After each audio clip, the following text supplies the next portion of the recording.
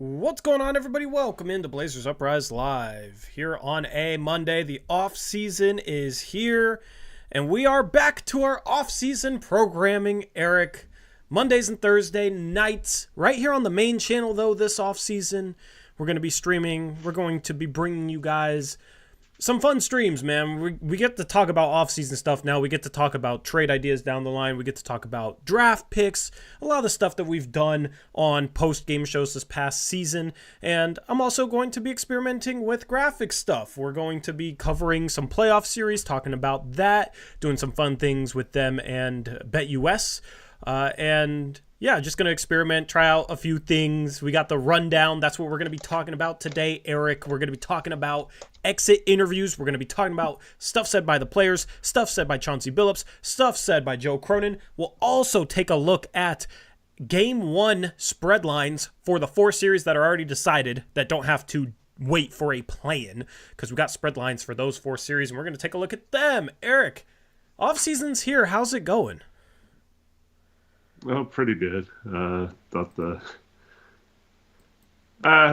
mostly kind of boring today's exit interviews, but yeah, good to get those over with and move on with the off season. Yeah, absolutely. We're gonna get into how we feel about some of the things that were said, but it didn't really surprise me what was said today. Nothing was too crazy in my opinion. Like it was more tame than last year, and maybe that's what happens when you don't have Damian Lillard on the roster that you have to impress. But, man, it was not too much to write home about, but you know us. We're going to try and pick it apart. We're going to try and dissect their words, their verbiage, all that good stuff, and that's what today's stream is going to be. Eric, I see you're rocking a shirt that I assume you got in Las Vegas. Yep. The Flamingo shirt. Yep. I always like to get a shirt from wherever I go, and so this time in Vegas, I stayed at the Flamingo, so I got this Flamingo shirt. Yep. Chat, rate Eric's shirt in the live chat. We're going to be taking questions later on, communicating with you guys more so on streams like these, since we don't have entire games to recap or anything. So we appreciate you guys joining us for our first official stream of the offseason. Shout out to Blazer fan Ebby for becoming a starter level member, and shout out to Bouquet with a $5 donation. First donation of the offseason, Bouquet. Congrats. Says, I obtained a huge scientific result today. Glad I could come here and share it with the boys. Hopefully this snowballs into us getting SAR. Well, congratulations on whatever that scientific result was, Bouquet. Appreciate the donation. And Eric, man, it's how does today feel? Like, first day of the offseason is always, like, different now that we do content, you know what I mean? Like, in previous years, it's like, oh, no Blazer stuff, you know, until the draft, right? Now that we do content, it's just such a schedule shift. Instead of doing, like, 5 streams a day, building picks against the spread graphics in the middle of the day, doing picks against the spread, all that stuff, and then worrying about, like, oh, we got 2-hour streams on back-to-back nights because we got back-to-back 4 games in a week. Eastern Conference road trip means earlier games. Instead of stressing about all that stuff, it's just 2 times a week, regular stream times. It's such a schedule shift for me, man. It's like a whole different universe that I enter when we go into the off season, and then again when we go into the regular season. Yeah, I was kind of scared last off season. This off season, I'm really scared. You're more scared this offseason than last offseason. Well, it's like a different type of scared. I don't know. Like, I was scared that we were gonna. I don't know, man. I just, like, obviously we don't have the Dave thing, so how scary could it be? But I don't know. Some of the things they said made me less scared. Some of them made me more scared, and so we'll get into it. Yeah, you had a few different people talking today. Some notable absentees as well. No Jeremy Grant speaking today, which was a little interesting. Fentress asked about that at the end. He's like, did Grant just duck out of here or something? Grant didn't want to talk to the media, huh? That's funny. At least they had it on a different day today. At least it wasn't after the game yesterday. Or, yeah, because that's what they did last year. You did have Cronin, you did have Billups, you did have multiple players speak, though, to reporters that we're going to get into today. But it's just a different feel, man, and they always seem to want to do the opposite of what we want them to do, huh? We want them to take a win-now swing in previous years, and they did nothing last offseason. And this offseason, it sounds like they are sick and tired of being sick and tired of tanking and sick and tired of losing, and they're done with it. That's the general vibe I got from today. Like, I don't even want to go into any specifics regarding players or Chauncey or Cronin. We'll get to that. But in terms of, like, overarching themes, Eric, that was a giant overarching theme from today is this organization seems to be tired of losing, and they want to take steps towards winning basketball games, like, as soon as possible. Yeah, I don't know. Like, that's why I said some of the things they said went in line with that. Some of them didn't. I don't know. It was, if you go by what Billups said, he obviously wanted that, and then they asked Cronin if they're on the same page and stuff, which we'll get into. But yeah, to me, it felt more like they know this is a lot longer than they thought, and that they're still trying to avoid saying that, but it kind of felt like a resignation that, like, it's going to end up being that way. Yeah. So we'll get into some specifics, but first, this stream is brought to you by BetUS. And Racebook, they're celebrating their 30th year anniversary with a historic offer. A 125% sign-up bonus on your first 3 deposits, plus 10% gambler's insurance. You can get started today by using my sign-up link in the description box below, and promo code JOIN125 to activate those first 3 deposit bonuses. So anyway, shout out to BetUS for sponsoring us into the offseason. Shout out to them. That's cool, man. We are giving away 5 separate $25 free play giveaways through BetUS. If you want $25 of free play on BetUS, message me on Twitter or message me on Discord, and I will hook you up. You just got to have a BetUS account, and you can have $25 of free play with play-ins this week. Playoffs starting this upcoming weekend. You can get in on the action with BetUS. Just let me know. Make sure to grab those before they're gone. Shout out to BetUS for sponsoring Blazers Uprise Live. Eric, let's just jump straight into it, man. I don't even want to waste any time with this. Let's just start off with the players. Is there anything that really stood out to you from a number of players? I'm sure. Did I hear a note sheet? Yep. Alrighty. Well, the floor is. You're the note taker, and I love it because the floor is yours. Well, my main takeaway is that Chauncey Billups is apparently incredible, and just like the best, most amazing coach ever. I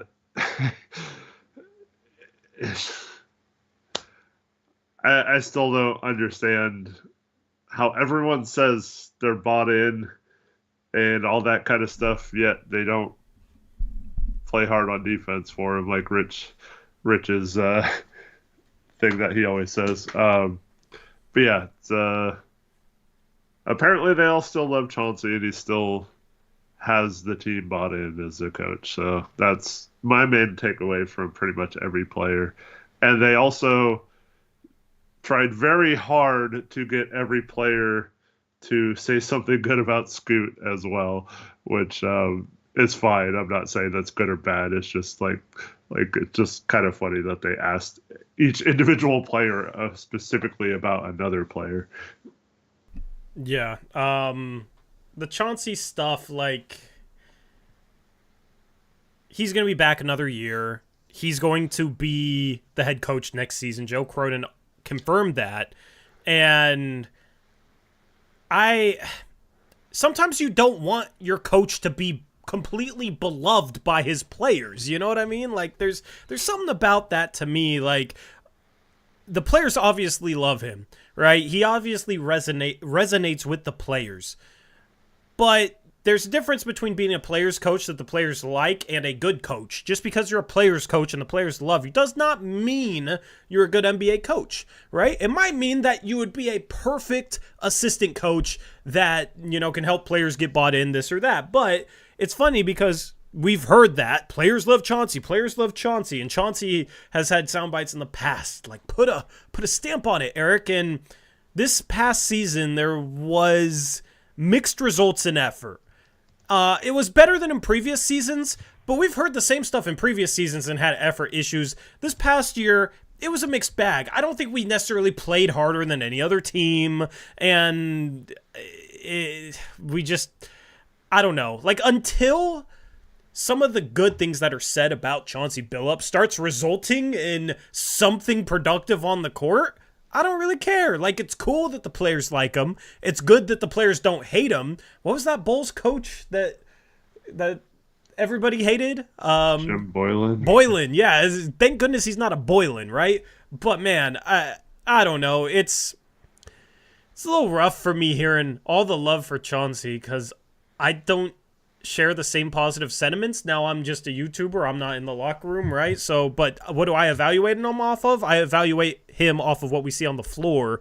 And I think this past season was a little bit of a failure in terms of building an identity on either end. I know he had a lot of young players, but I just wanted progress in that regard, and I think they failed. Now, development, some players definitely developed over the course of the season. You can give Chauncey credit for that, I guess. But man, it's I don't know. Like, I'm ready for a new coach, so that's part of it for me in terms of the positive said about him. I'm just like, man, I am ready to move on, and it seems like this front office, ownership group, player base is like completely married to Chauncey Billups as a coach. Like, if he was up for an extension, I feel like they would extend him based on what we heard today, which is kind of crazy considering in 3 years he has proven absolutely nothing. Joe does not talk about extensions publicly for any staff, though. He made that very clear to Aaron Fentress today.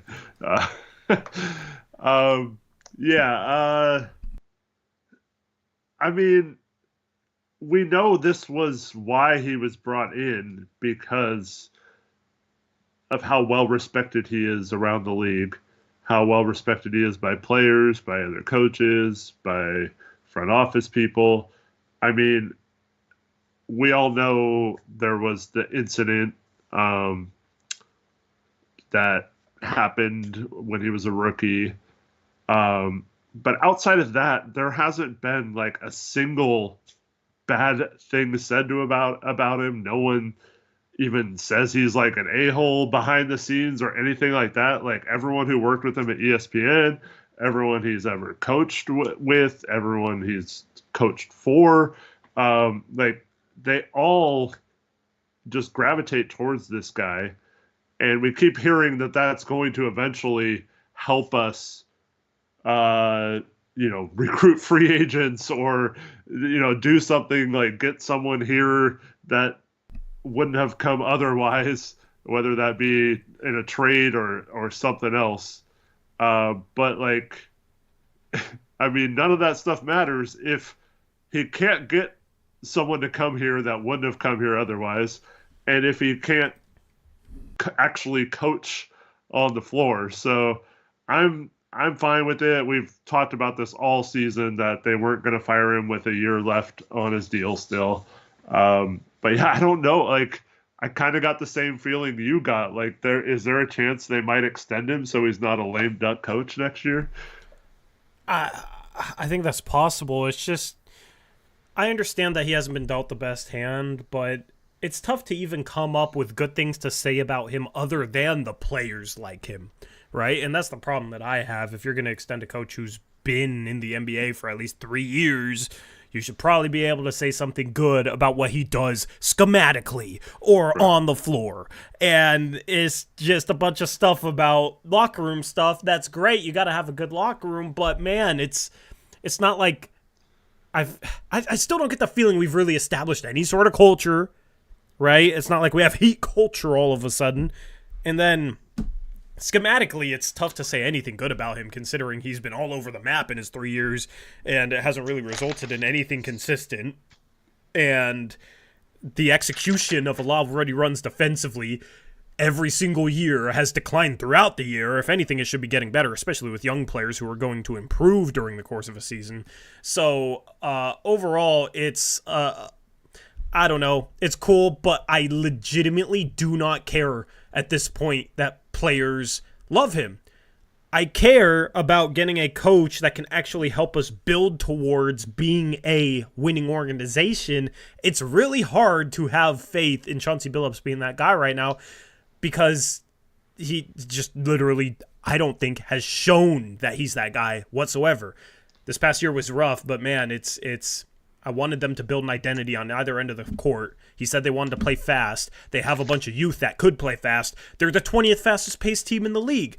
He says he wants to be the defensive team that nobody wants to play. He wants to play aggressive defense. He said that in previous years. And then at the end of the season, the final couple of months, they're running like 85 to 90% drop scheme. So stuff like that, it's like, man, what is our identity on either end of the floor? I can't really answer that question. I don't know.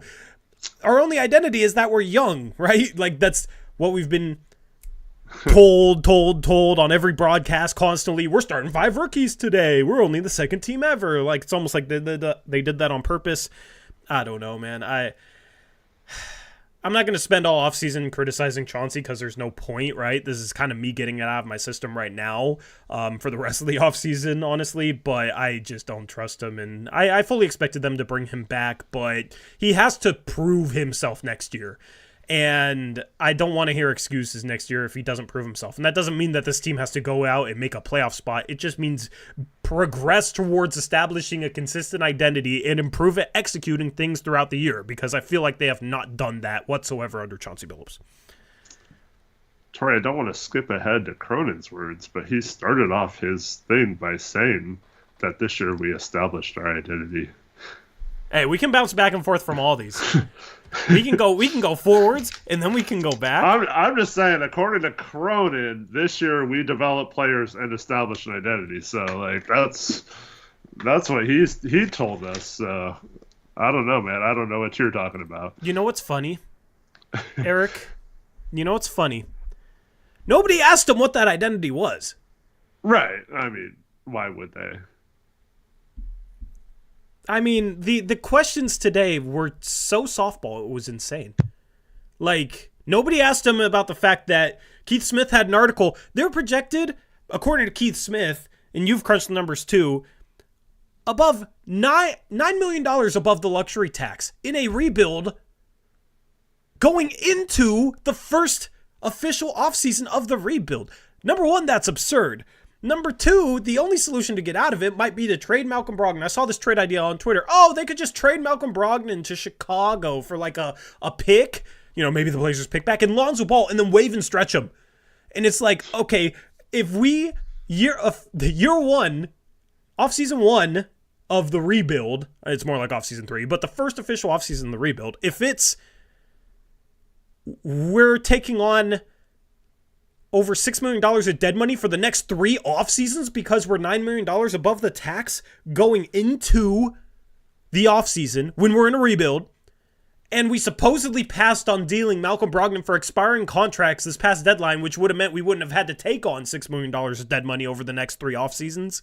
If that's the solution to all this, that's terrible.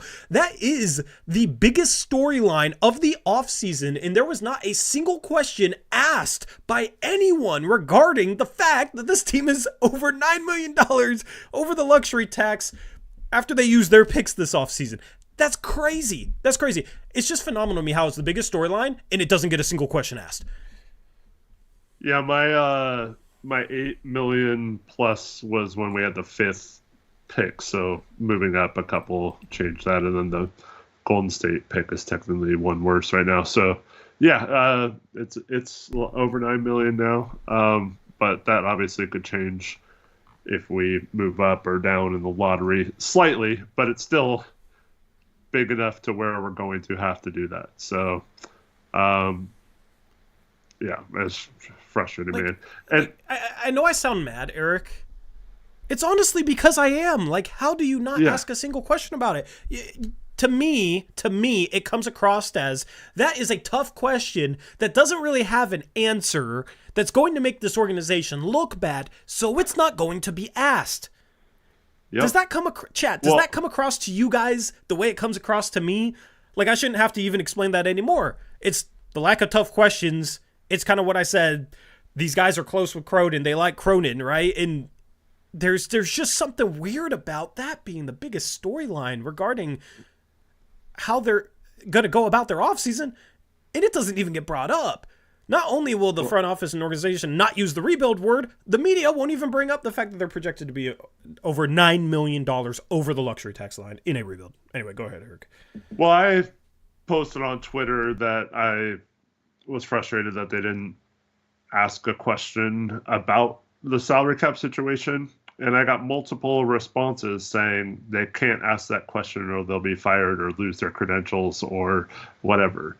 It's like, is it that fragile right now that like you can't even ask a simple question like, oh, hey Joe, what is your salary cap situation looking like this summer? You don't even have to ask it in like a bad way, right? Like I phrased my question on Twitter in a bad way, like, hey Joe, you are responsible for this roster that's now $9 million into the tax this summer, and yet you say how you want to get better and you're opportunistic and aggressive. How are you going to be aggressive and opportunistic and improve this roster when you're that far into the tax and already limited by the new rules, by what you can do heading into the offseason? How are you going to improve this roster when you already have 16 players under contract as well, on top of being in the tax?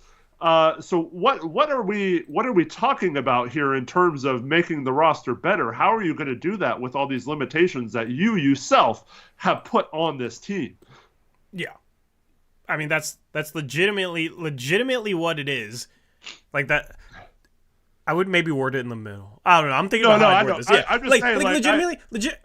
That's how I would say it. Yeah. I don't give a crap. But like, well, they can't simply ask. He walks up to you. Know what? You asked that question. He leaves the podium, trots down the steps, walks up to you, and you got your press credentials lanyard wrapped around your neck. He snatches that off your neck. Yep. He says, "Get out of here." Oh, that would be awesome. We need to get credentials just so Joe Cronin can do that to you. Yep, and I'll just be like, this is an outrage. Joe Cronin's squashing the truth. He doesn't like being questioned about his own actions. Oh man, that would be phenomenal. That would be the peak of Blazers Uprise right there. I mean, legitimately, they just have to word it like this, Eric.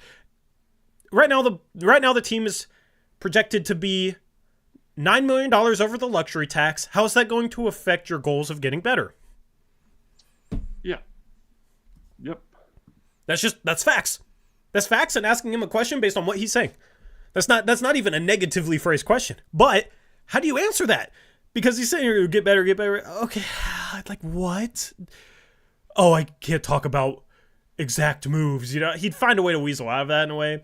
Right. But Eric, But how could, I mean, to people who watch us know that this is all we've been thinking about since the trade deadline when we decided to keep Malcolm Brogdon and Jeremy Grant and Matisse Thybulle and Robert Williams.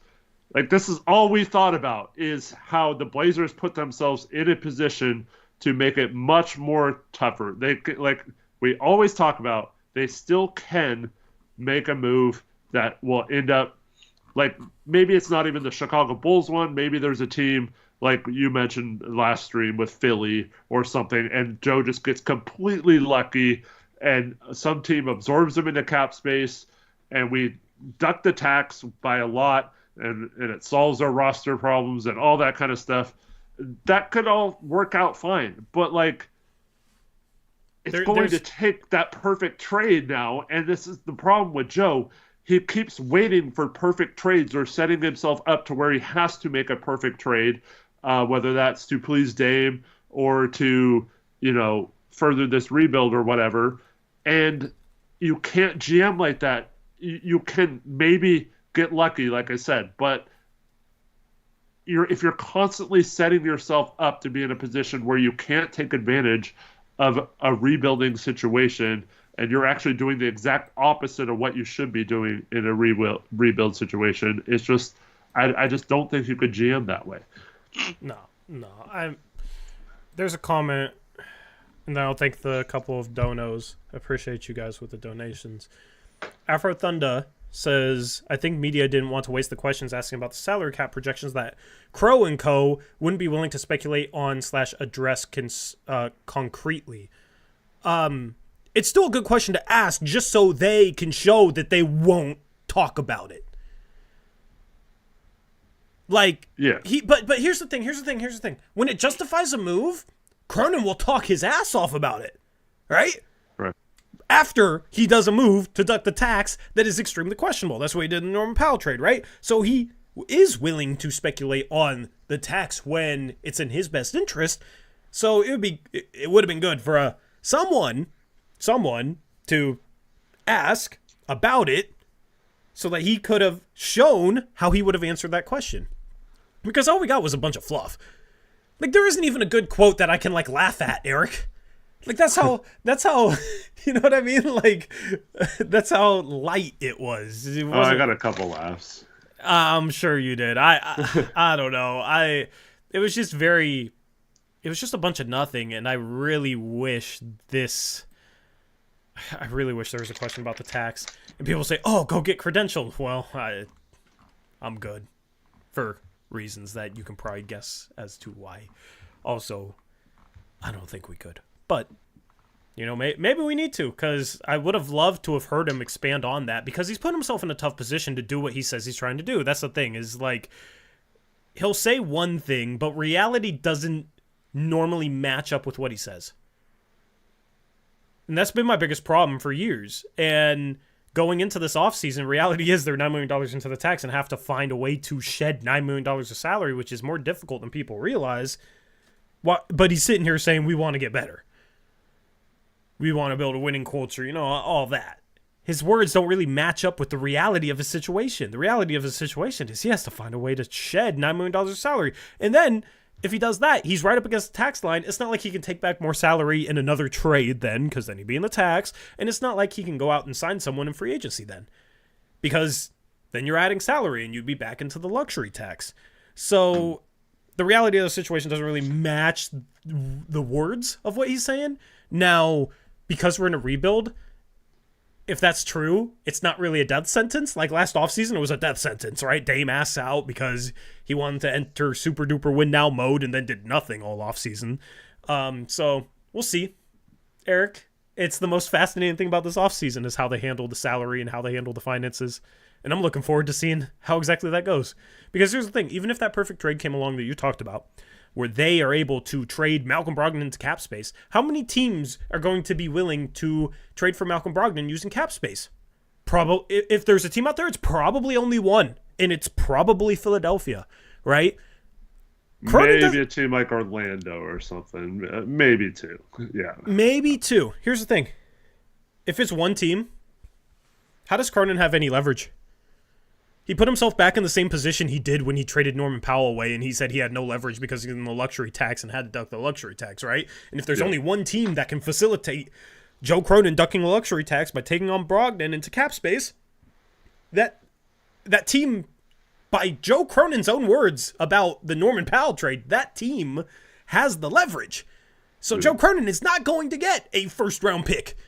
That's why I said, and there's people that disagree with me, that's why I said I was completely fine with taking any first-round pick back with an expiring contract at last year's deadline, because that ultimately is better than trading him into cap space, because I don't think you're going to get a first-round pick along with that cap space, because, based on Joe Cronin's own words in the past, he would not have enough leverage to manufacture that. Yep, and yeah, if all you could get was seconds in an expiring contract, we'd be sitting here with a couple of seconds and out of the tax right now. Yeah. So that's why we thought we had to trade him at the deadline. Yeah, sorry for cutting you off. They would be $13 million out of the tax right now, Eric. Yep. So we could be talking about an MLE signing. Then him talking about getting better would make sense, right? So. Yeah, and then if you dump one of like Thibault or something, or Robert Williams, you could be talking about maybe going after an RFA with a big offer or something, like, um, but yeah, it's not It's just happening. funny how like reshuffle. Joe Cronin's tenure started with obtaining flexibility to build a winner around Dame, and now we're going into a rebuild with No flexibility. no flexibility. It's just very backwards to me. It's very backwards to me. So I don't know. I mean, that's just more of the misdirection of this franchise. Mike says it's clearly a tank you're coming up, right? I mean, I don't think they want to tank, and Joe Cronin is acting like he don't want to tank. Chauncey doesn't want to tank.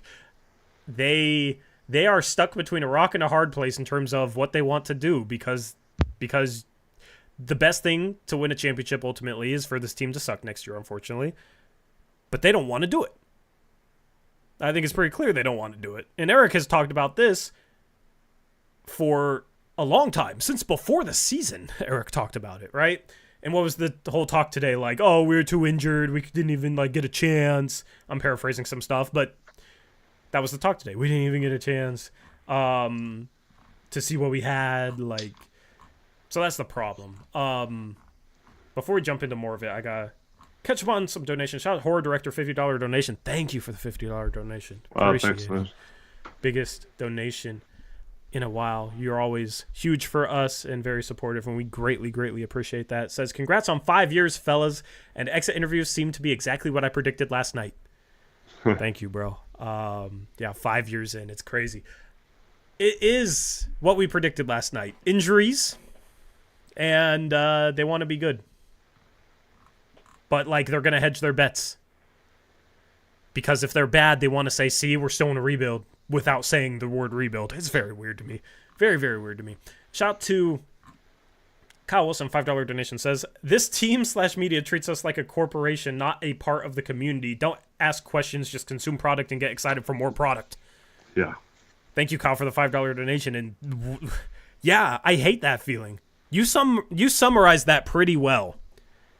Just be a fan, be a good fan, support the organization, and keep buying tickets. And keep watching games by paying $2 million a month for Comcast. But a lot of people aren't watching them, though. Yeah. Yeah. I mean, but yeah, so now it's, okay, how do we get people to watch again? We're going to try and be good because they're tired of rebuilding. With like one official year of a rebuild, the fan base is tired of rebuilding, so the organization is tired of rebuilding. It's almost like we need to show up to games, Eric, as a fan base in order to get them to actually stomach the rebuild. It's just crazy. But here's the thing. I am much more likely next season to want to go to games or want to watch games if it's Scoot, Sharp, and Kamara, and like those are the guys. Right? Throw Ayton in there. If they have Grant and they're trying to scratch and claw their way to every win possible by running a bunch of Jeremy Grant ISOs, which isn't even the right decision to try and win games, but if that's what they're doing, I'm much more likely to not want to go to games. I want to go and watch the young guys, and I want to see them flourish, right? And Scoot, Sharp, those two guys are the two most must-watch guys on the team. You can maybe throw Ant in there. Ant's good, but like Sharp and Scoot have a level of excitement because of their athletic abilities and because they're new, they're fresh on the scene, right? And they're going to keep growing. They're extremely young, right? That gives a franchise hope. That gives a fan base hope. And it's a problem to me if those guys maybe aren't getting as many touches, aren't getting as many minutes, as many reps, because you got a guy like Brogdon or a guy like Grant taking up minutes and touches and dominating the ball. And a lot of fans have said this. They're okay with the rebuild if they just fully embrace the rebuild and go the youth route. It's easy to get behind good, young, fun players, prospects that you're building towards the future with. It's much easier to get behind that than it is to get behind spamming Jeremy Grant isolations. But not this fake rebuild where you're playing like Duop Reith and Chris Murray and Moses Brown. You know what I mean? Like, I don't think fans want like a tanking, like where you're sitting your best players and stuff. Like if your best players are young, I don't think you can sit them out at the end of the seasons like we've been doing. No, ain't no way, ain't no way. So, um, what other quotes did you have, Eric? That you said you had a couple funny ones. You know, I know you got that Oh, we'll notepad get to those there. in a minute. Let's go back into the players for a minute. Alrighty. All right, so Malcolm Brogdon, of course, said he wasn't sure if he'll be back. He's just gonna say all the right things, which he did. Wasn't really anything um, anything like too crazy. Uh, but he said Chauncey was incredible.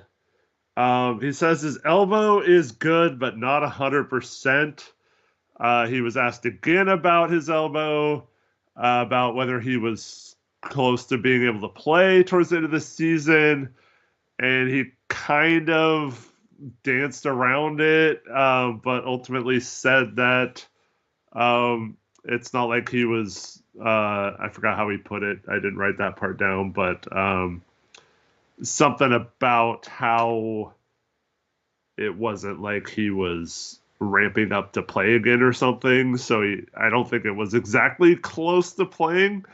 So to me, unlike Anthony and Shaden and Scoot, I think those guys would have all played if those games meant something towards the end of the season. I don't think Brogdon was close to playing again, and it seems like this is something that happened prior to the trade deadline, and it's the same elbow that like kind of ruined his value this last summer. So yeah, I don't know. I mean, he could say it's fine or close to being fine all he wants, but it's kind of a scary situation to have to basically be in a position where you need to trade someone, but they have a now issue that's lasted 2 seasons. Yeah, and honestly, if I had to guess, that is why they didn't trade him at this past year's trade deadline, and that's, I don't know, because it didn't make sense that they would want to keep him given their tax situation that we talked about earlier, their tax situation this offseason, and he's the fourth guard. You got 3 young guards that you're building around. It made no logical sense to keep him, and the thing that makes the most sense to me is that they felt like they weren't going to be able to trade him because of his medicals, because of that elbow issue, because it definitely flared up right around the trade deadline. So, and then he doesn't play again for the rest of the year. Very interesting. And he's still, according to his own admission, he's still not 100%. And he stopped playing over 2 months ago. So that worries me in terms of his trade candidacy this offseason, but it does make sense why they didn't trade him at the deadline. That is actually more palatable for me with this organization, is that they didn't trade him because they felt like they couldn't because of his medicals, and we're hoping that maybe they could clean it up a little bit going into the offseason, then salvage something for him. That makes more sense from the organization standpoint than, oh, he's so valuable, we can't trade him for a pick in this year's draft, because you can always trade the picks in this year's draft for other assets, other firsts, etc., their currency, right? They're fluid assets, right? The excuses made for the front office keeping him by a section of this fan base did not make any sort of sense whatsoever. You're going to keep him because he's a mentor? Okay, so you're going to be going into the luxury tax and then try and trade him and save $9 million somehow in the offseason when there's no expiring contracts coming off the books for next year? Like, it didn't make sense. So I believe that, Eric, more than anything. I don't 100% believe it. Like, it could definitely be wrong, but if I just try and think about it logically, and you shared that on a recent stream as well, like, that does make more sense. Yeah. Yeah. It's not quite as bad, hopefully, as the Clippers situation, because we wouldn't need it like a team to sign off without seeing the medicals. But we're not going to be able to trade him without another team seeing the medicals. We kind of went through that. Did the Blazers hide stuff in the Gary Payton, the second trade or whatever? That investigation turned up nothing and then was dropped or whatever. But they're going to have to share his medicals at some point with any team they trade him to. And once again, like you were saying, his value is going to be less if a team's wanting him to be absorbed into cap space. And if his medicals are iffy, that's going to also hurt his value, obviously. And so there's many reasons why they should have dealt him immediately. And the other thing is, too, Tori, when we talked about them wanting to win now, if they were not trying to win, like let's just say you want to play devil's advocate and say, you guys are wrong here on Blazers Uprise. They were not trying to win games. They were not trying to be good this year. They came out and told us that it was going to be a long process and that to bear with them and stuff, right? They weren't trying to be good. Then why would any team that's not trying to be good trade for and keep Malcolm Brogdon and Robert Williams? Why would any team do that? and then put themselves in a position to not only do that, but then to keep them through the trade deadline this year when, no one could have imagined they would both get hurt and kill their trade value. And then on top of that, now they're stuck in a salary cap situation that's less than desirable because they also are decided to keep them. That makes no sense unless you realize they were actually trying to be decent this year so they could prove everyone wrong, and it blew up in their face, and now they don't know how to react or respond to it, and viewership was down and all this stuff, and they realized it was a mistake to do that, and now they're stuck maybe with those two players having no value or whatever. So this is the problem when you have a franchise that does not have a plan and does not know what they're doing and is inexperienced and incompetent. You get stuff like this. Yeah. Mike in chat says, yep, doesn't make sense. They really rolled the dice on their health one way or another.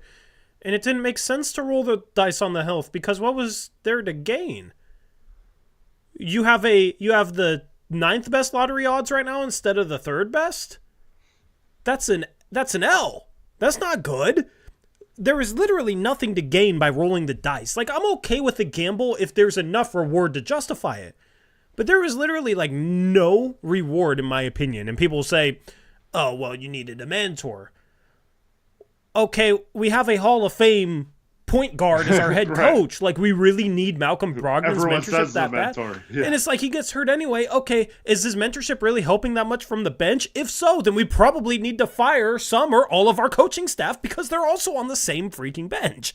So the Brogdon thing is exactly like you put it, Mike. They rolled the dice with those guys. The only reward could have been maybe they could have pushed for a play-in spot. That's the only justification possible for rolling the dice on them. The other argument I guess you could make is they were hoping that they could play their way into a little higher trade value, but is that reward really worth the risk of 2 injury-prone players getting injured? Because that was far more likely than them playing their way into better trade value. So it was just a really silly decision, and this isn't hindsight. I was begging for them to flip both those guys before the season, and people were like, oh, Robert Williams is the type of center we've always needed. And it was we've always needed an injured center? I thought we've always had those. So I mean, his skill set when healthy is absolutely something that the Blazers could use or could have used on good teams. But yeah, I mean, what were the chances he was going to stay healthy? Very minuscule, pretty low. Especially here in Portland, where it seems like all our players get injured, and then we say, man, what can we do? All our players are hurt. It's well, you brought in injured players. You brought in injury-prone guys. You brought in GP2, who needed core surgery when you signed him, and then it's oh, he's not playing. Well, yeah, you signed a dude that needed core surgery. You bring in Robert Williams III, who literally cannot stay healthy, unfortunately. And then he gets hurt, and it's like, well, he got hurt. What the hell? All our players get hurt. You bring in Malcolm Brogdon, who had an issue this past offseason, and he gets hurt too. Like, he's getting up there in age a little bit. He's entering his 30s. Like, that one is a little bit more, like, random, I guess, but it's like if you keep dealing with injuries and injuries are this much of a problem for you year after year where you're using them as an excuse, why before the season were you valuing acquiring injury-prone players in the middle of a rebuild where, if anything, they were just going to help you get a worse top 10 pick? It just didn't make sense. So that's the problem I had before the season with them not flipping them then, and they're both still on the roster. I mean, at this point, it doesn't make sense to trade Robert Williams III. Like, he has no value, and you can just go into next season with him. Now, if a team wants him for cap space, then maybe that's how they duck the tax. It's just wild to me. Yeah. And, well, I mean, when you're built, the roster was built around 3 guards anyway, so it never made sense to keep Malcolm. I mean, like, why... You could have made the argument, why not just keep Drew in that situation, right? If you wanted to be good. Like, I don't know, man. It's just... Because they wanted to make sure they got enough picks for the Dame trade. Yeah, and exactly. Drew probably didn't want to be there. He wanted to play for a winner. Like, I don't know. That's my best guess. I don't know if Drew would have reported or not, but man... At least we got like a mid-first round pick out of that trade, right? Yeah. I mean, love the 2029. This is why this offseason is fascinating, because you got a lot of storylines that it's going to be interesting to see the answer to. I mean, the two biggest is Malcolm Brogdon and ducking the luxury tax, and they go hand in hand. Both those two things go together. Yeah, I mean, like I said, they could get lucky with Malcolm Brogdon, but people that just say that's the solution to getting out of the tax and clearing up the roster a little bit. It's not going to be that easy. It's very hard to trade a $22.5 million contract. And, I mean, the teams that need a player like Malcolm or would trade for him are playoff teams. And we mentioned the two that maybe could be in a position to acquire more money than going out or possibly the whole contract. But there aren't a lot of teams with the new rules that could even take back more money in a trade than going out, including the Portland Trailblazers right now. But the thing is, I don't understand how you save that much money unless you do something really stupid like stretching the player you get back. It would just be so dumb. Like, now that we're so close to getting rid of Andrew Nicholson's from 6 years ago. But, like, yeah. That, you know what my prediction is that exact trade. Lonzo Ball and the Blazers get their future first back. Yep. For Brogdon. Right? Like, if you're going to trade a guy with questionable medicals, you're going to get back a guy with questionable medicals. And I don't know. Would they even give us our pick back for that, though? Like, that's kind of my gut feeling. The thing is they only save like $2 million. So where are they saving the rest of that salary? Like, can you lump Thibault into that somehow and duck the tax that way?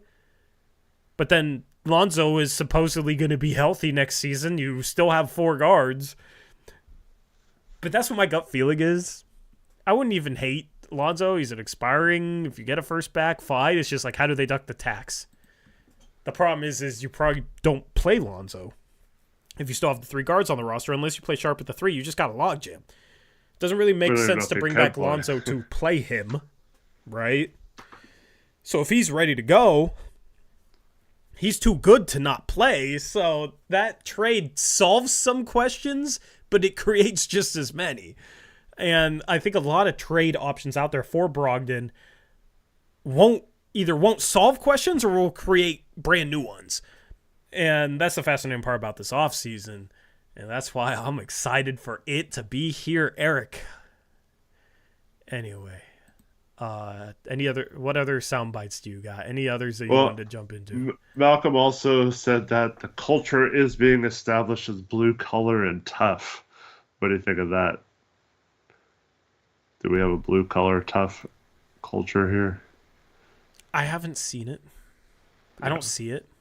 Like, Mhm. I see guys hustle maybe and dive on the floor a little bit, but it's like, if you think guys hustling a little bit is a culture, you're mistaken.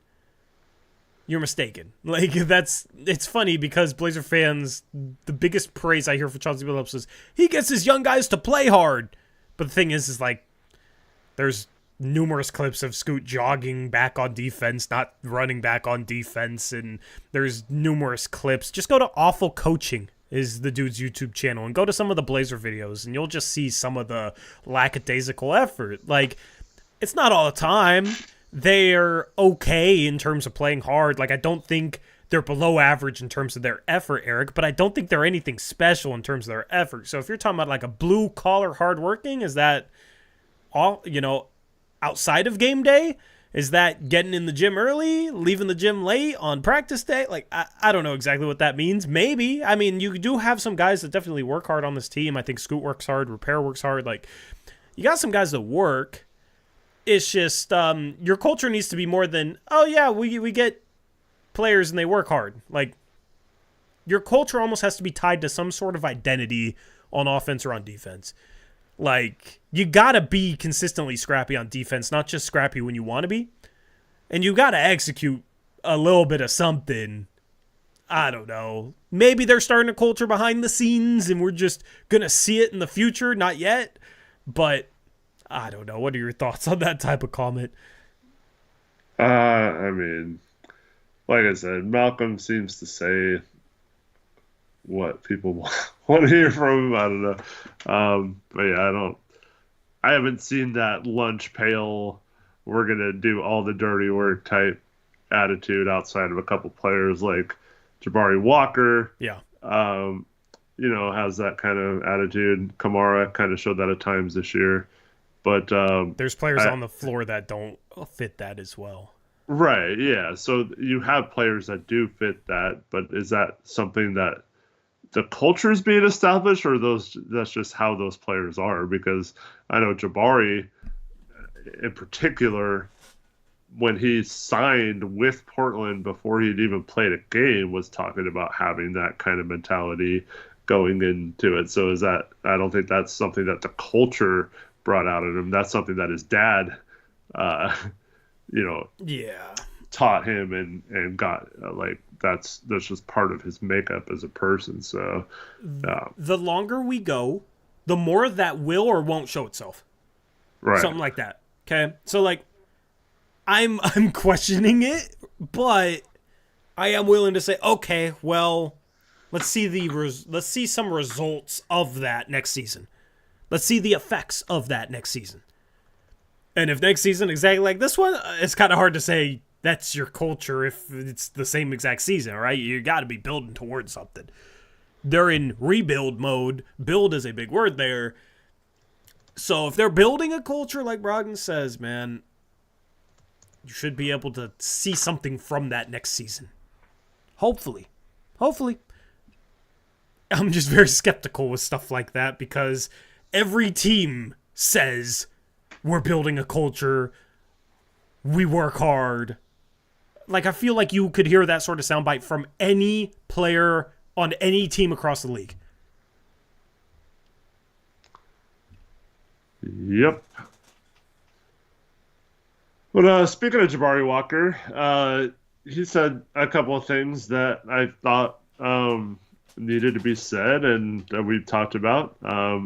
And that's the two things he needs to work on this summer is knocking down 3-point, basically his shot. Yep. And continuing to get his body in the right physical condition to be able to be more explosive and better on the court. So yep. I thought just him recognizing that those were the two most important things like we've talked about with him.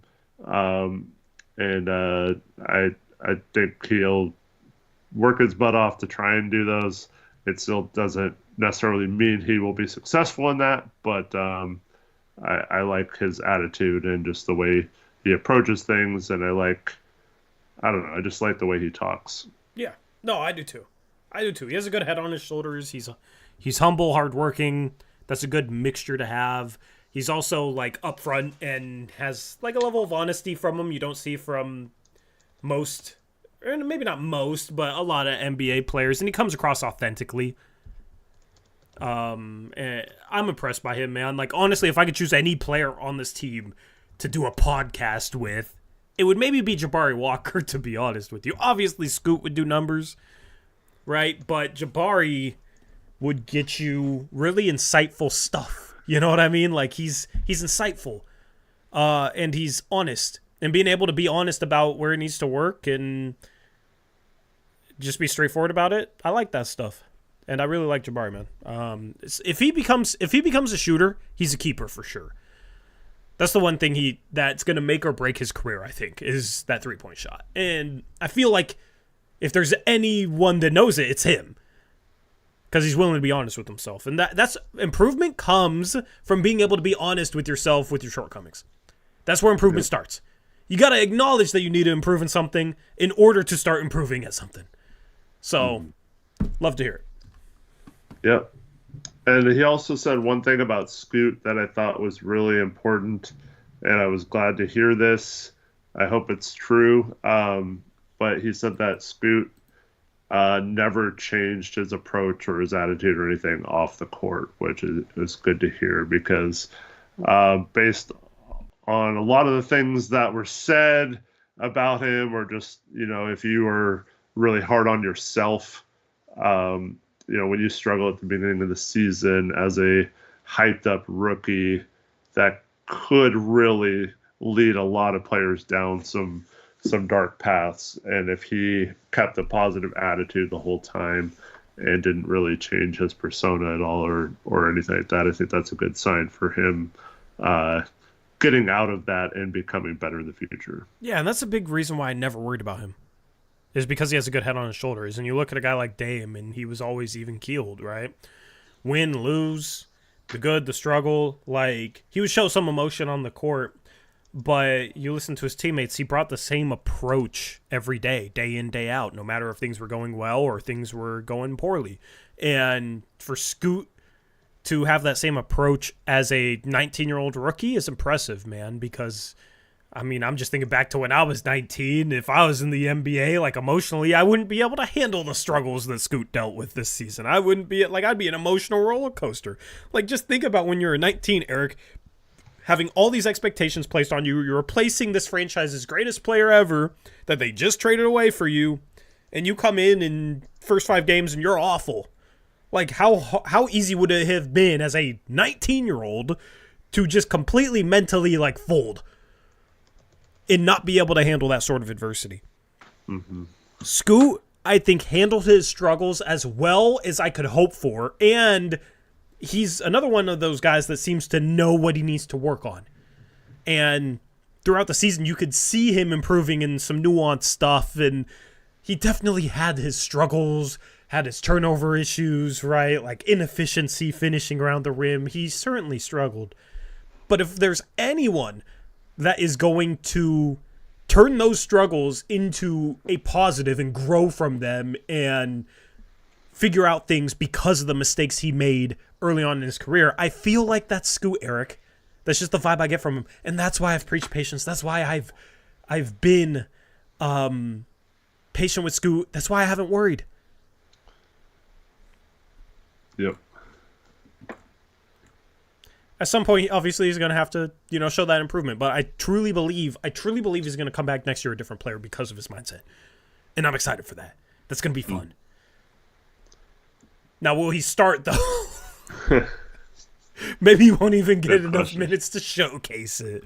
Oh, man, I'm kind of joking. Shout out to Colonel Pancakes, $50 donation, says, thank you for the season. I always listen to you guys after work. I know Tori works his ass off to make this happen, but Eric's knowledge of the team fits this channel perfectly. You guys deserve way more donos. Much love. Thank you, Pancakes. Appreciate you, bro. Thank you for the donation, and we always appreciate your support.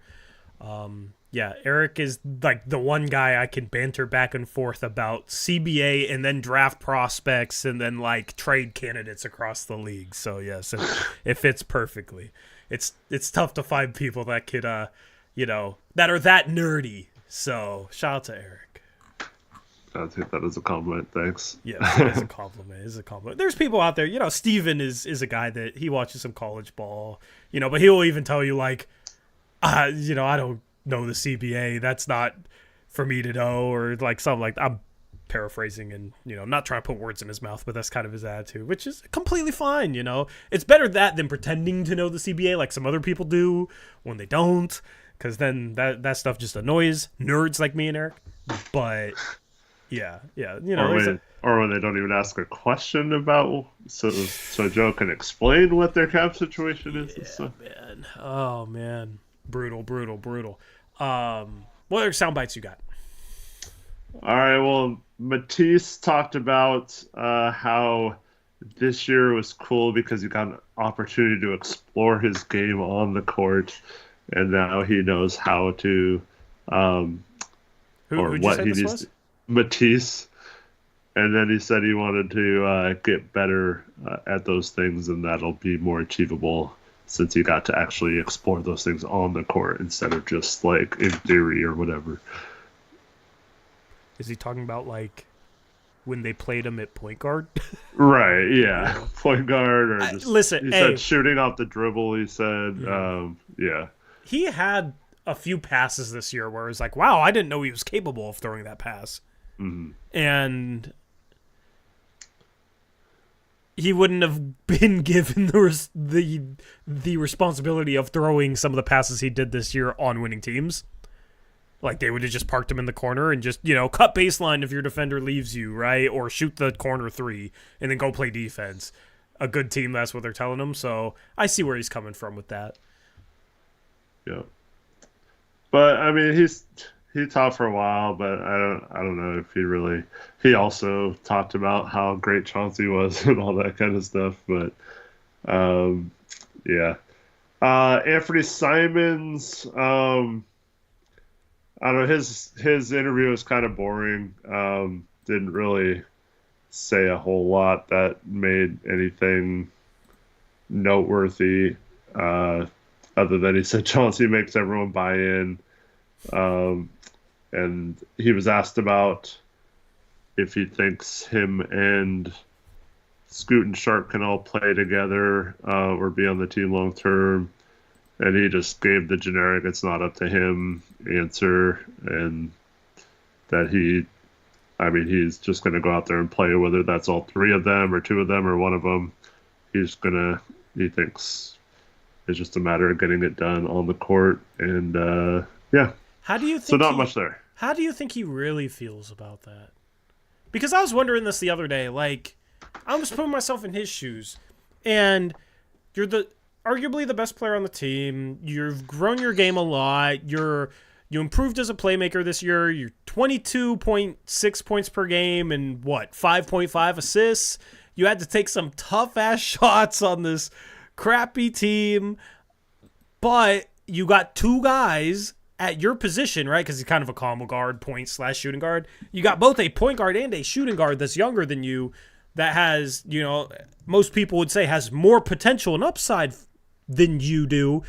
And the guy you were close with, the guy who mentored you, was Dame. And that whole saga, that whole drama, Ant definitely knew some things from Dame's side of you, not just whatever the organization peddles. Is there a point where he's just like, nah, this ain't for me? Well, I actually saw a lot of comments of people who thought that he seemed checked out in the interview or whatever. I didn't get that same sentiment like watching him. Yeah, I didn't get. Let me just say, I didn't get that sentiment watching him either. But this is something that I've wondered given his situation. Yeah. Yeah. I mean, could he get fed up if they stop playing him again at the end of next season for a fourth straight year and do this crap? Absolutely. Does he have as much leverage as like Dame did? No.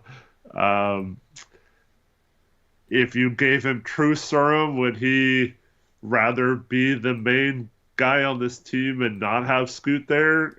I think he'd probably say yes. But I also think he saw how Dame handled someone like him coming in, and I think he's trying really hard to be a guy like Dame who doesn't feel threatened by him. It's so rare to find guys like Dame who will take players under their wings at the same position as him and be fine with that. So I think he's trying to make it work. I think he understands that why they drafted Scoot and all that, but I'm sure he would have rather it just been him and Sharp and them get a position or a player in another position, and he could have been the unquestioned leader and ball handler and all that kind of stuff. Because I think he had earned the right to at least do that, so I don't blame him for that.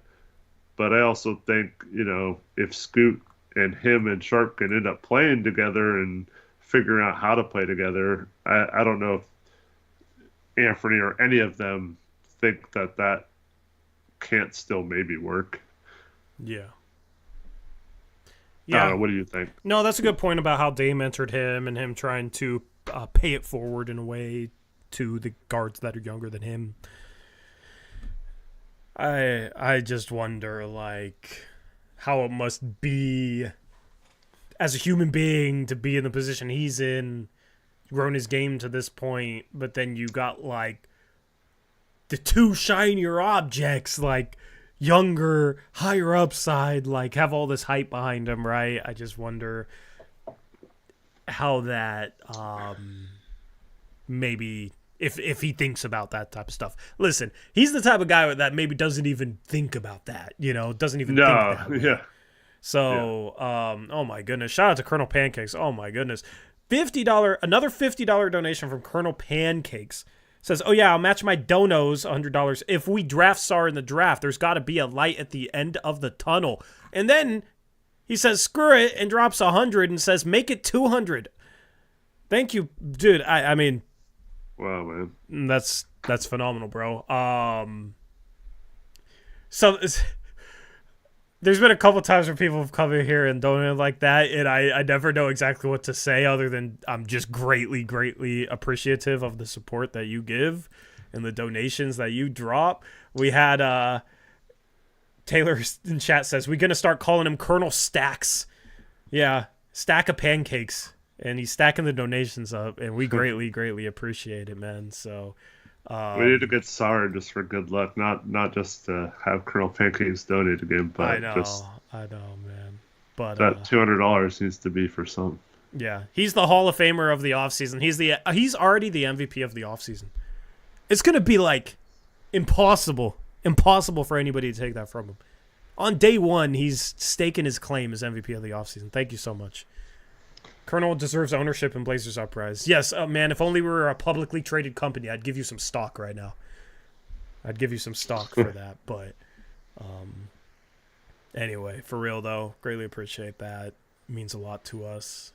And the support you guys all give us is motivating in general. I've already spent so much time on review videos. And a big reason why I'm putting together these review videos, you guys will see them and you'll understand when you watch those player review videos that are going to start dropping here in a week or so. You'll understand how much work I'm putting into them. But a big reason why I put in that work is because of the support you guys give. So, I always want to try and make you guys happy with the content that we do and the community that we build. So, greatly appreciate all the support. Anyway, Eric. Other quotes. Are we lagging? Are we lagging? Why'd you say are we lagging? I don't think we are lagging a little bit. No. I think we're fine. I think we're fine, Eric. Yeah, I think we're fine now. We had a little hiccup. I mean, that donos like that probably just YouTube probably couldn't handle them. Is my guess. But yeah, also let's go with that. Yeah, I'll take a small portion of that 250 and buy a splitter because I have the cords. I just need the splitter. But it is Comcast, and Comcast is iffy. So the good news is, late at night doesn't really have issues, but we should be good. YouTube does not approve of your appreciation. That's funny. Eric, other quotes that you want to touch on from players? Well, DeAndre Ayton said that he was amazing with the Blazers. I missed his interview. He said what? They asked how his first year went with the Blazers, and he said he was amazing. He said I'm amazing. Something like that. He used the word amazing. Yeah. Part of the reason why I didn't watch his interview is I wanted to hear you tell me what he said. Yeah. He said he's truly a leader now. Interesting. Yeah. He also said what I showed you guys in the second half of the season is what I've been trying to show you guys, or who I am. Try to show his whole career or whatever he said. Yeah. Because I saw that quote.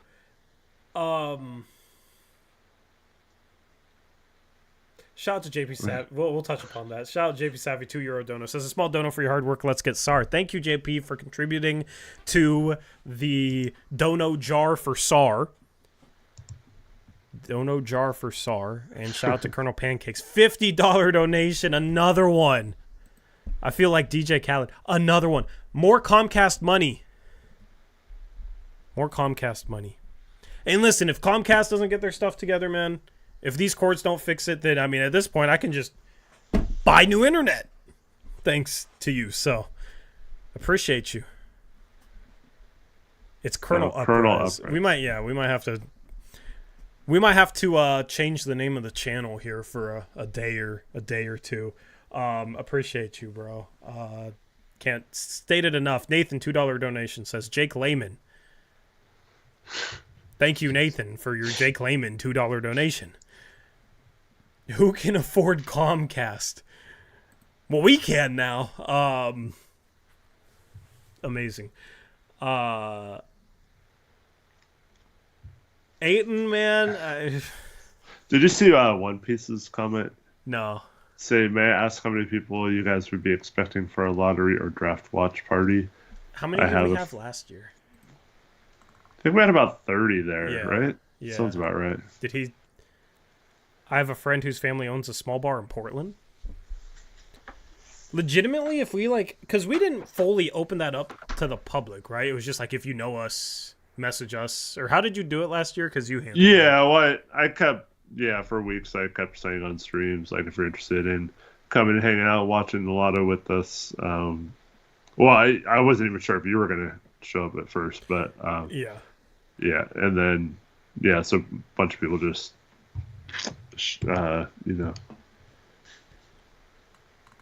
honestly, if we did it like, we're having a draft lottery party at this place, I feel like we could probably push 50.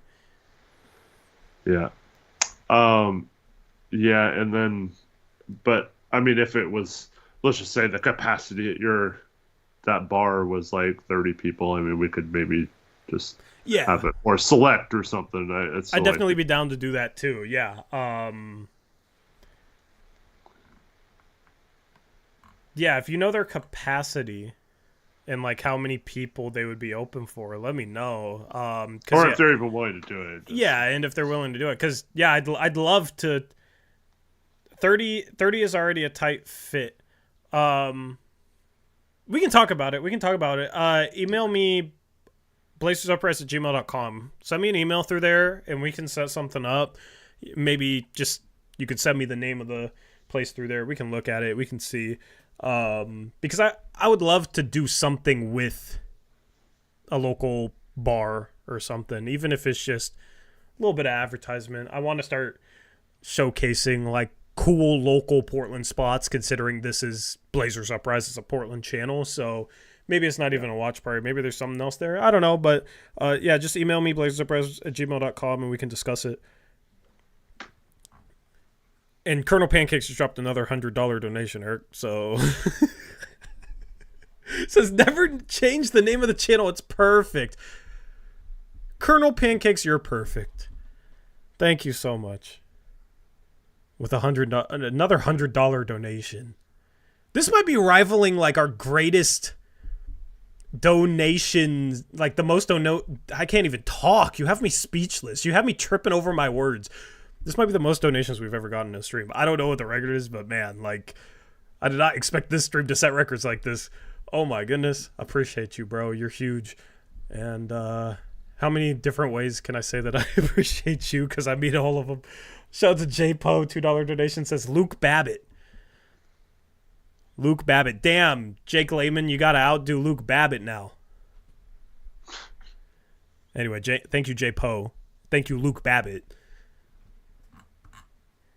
And thank you to Chalupa Babbitt. Chalupa, dude. He was the Chalupa man. Yes.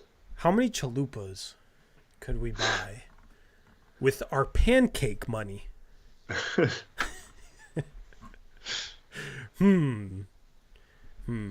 Shout out to Javon. Is it Javon or Jevon? Javon, right? I'm guessing it's Javon, yeah. Yeah, like Javon Carter. Yeah, Javon. Member for 5 months says, you are my sunshine, my only sunshine. Well, I'm glad if you're talking about me, I'm glad I'm your sunshine. And Nathan with another $2 donation says Jake Layman. So that's $4 for Jake Layman. That's $2 for Luke Babbitt.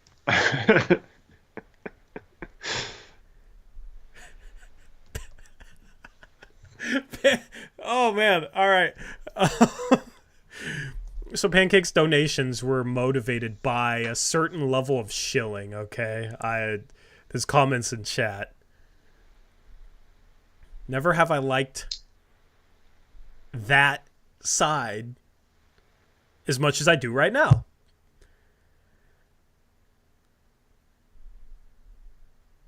Bro, you guys are gonna make me faint. Connor with a $200 donation says, here's to another offseason of mystery and memes, frustration and fun. Didn't watch as many streams I wanted, but thanks to y'all, Steven, Rich, and Crush for holding it down all season. $200 donation. Oh my goodness, Connor, thank you so much, bro. You're my guy. This stream is you guys are gonna make me cry. Okay, I can't cry. All right, thank you, Connor. I got you, bro. I'm speechless, Eric. I don't even know what to say right now. Shout out to J Po with a $2 donation. Says Babbitt greater than PewDiePie Layman. He does kind of look like PewDiePie, I guess. But yeah. Thank you, Connor. Thank you, Pancakes. You guys are amazing. Pancakes, Connor might be coming for your MVP, but man, you two are goats. If there's ever co-MVPs, those two are it right now. My God. So since you mentioned Rich, Rich did is filming or did film a live reaction to the exit interviews. So look out for his video on Rip City Retro in the next few days. That might be his last video for a while because he is not doing very well and is having back surgery later this month. So also send your well wishes to Rich, hoping that surgery goes well for him. I know he's pretty bummed that he has to have it, so I'm sure he would love for all of you to reach out and give him his well wishes. And then also Crushables and I did record finally an episode of Hoops Crush earlier today. It'll be out tomorrow, and we're going to get back into doing that as well. And yeah, Crushables, he basically was one of the 70%, he said, of people who just didn't want to watch the Blazers anymore this year. So a little bit had to do with, I mean, you know how this is, Tori. During the season, a lot of games fell on nights where were the only good nights we could record, but there was a game and we were already streaming and stuff like that, so we didn't really have a lot of time to record. But yeah, he said now that it's the off season, he's back at it, and so we'll expect regular Hoops Crush episodes again. Yeah, looking forward to that, and I'll start doing some more stuff with Steven as well. We did the post-game stream earlier this week, or it was last week, and that was fun. So, yeah, definitely want to do more stuff with Steven because I know his opinions frustrate some of you guys, but I love being able to actually conversate with someone I disagree with on a lot of stuff. And, you know, he's a dude whose knowledge I respect a ton. He played college basketball, was a better player than me back in his heyday, like, worked for the Blazers, did scouting stuff for them, so he knows his stuff. His opinions get a little wild sometimes, but I think they're entertaining for that reason. Horror Director says, nah, let's do this. Tori, Eric, thank you both for being the light in the nightmare of a season. We love you guys. Thank you, Tori, for all your videos. Thank you. Yeah, thank you, Horror Director. Forgot to shout you out with the other guys that donated, but your donation earlier meant a lot to me as well as that message, because yeah, this season was a nightmare, and if we can be some sort of positivity in it, then that's our goal. That's our goal, because I know it gets rough, but as cliche as it sounds, we are in it together. Shout out to Fly Guy 95 with a $50 donation. Says, from a friend you didn't know you had. Thank you. Thank you, Fly Guy. I appreciate you for the $50 donor. That's huge, man. I mean, this stream's crazy right now, and yeah, appreciate it. Did you see Nathan had another dono too? Nathan, $2 donation, says, Babbitt is a legend, not gonna lie, but Jake Layman is him. He wants to win the war between Jake Layman and Luke Babbitt. Who knew this stream was going to turn into a war between Jake Layman and Luke Babbitt? Also, before I forget, I got something, okay? I wanted to do this tonight because I wanted to do some giveaway stuff tonight. Unfortunately, can't do it tonight, but I'll show you what I got, and then I'll tell you why we got to do it in a future stream. Give me a second. Good night, J-Po. Thank you, man.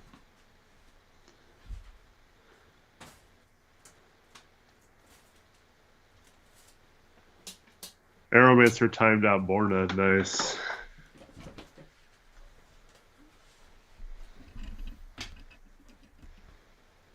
All right, I'm back. So, Borna got put in timeout while you're gone. Did he? Yeah. And I missed it? That's crazy. But of course he did. Yeah. Wouldn't expect anything less.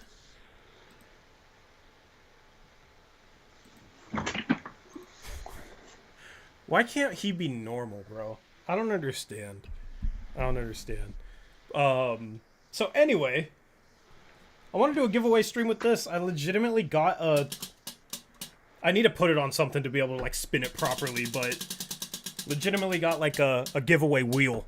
The thing is, I have to figure out how we select people to spin it. So that's what I'm working on. And I need a way to, like, show it on the stream with, like, a separate camera. But that's the thing is, like, I didn't really think that through. How do we select people to spin the wheel, Eric?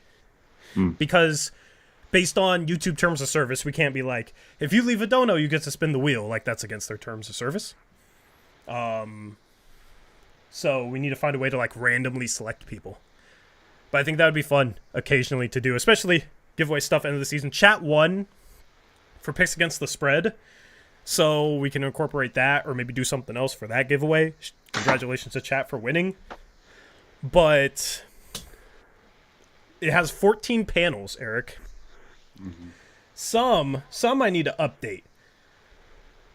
But I want to do merch soon. I know Gabe did merch. I'm asking him to help me out with merch, especially because he has a week off. So, like, merch giveaways when we relaunch merch would be sick. Let's see. We can do a special Discord role. We can do, you know, if somebody spins it, I just give away a gifted membership and somebody random gets it. There's a few other things on here. You know, we can do, like, if you guys want a negative one, you know, like Bankrupt Space and Jeopardy. Did you ever watch Jeopardy, Eric? Were you a Jeopardy guy? Yeah, I like Jeopardy. Yeah. That's the one with the spinning wheel, right? With the bankrupt card.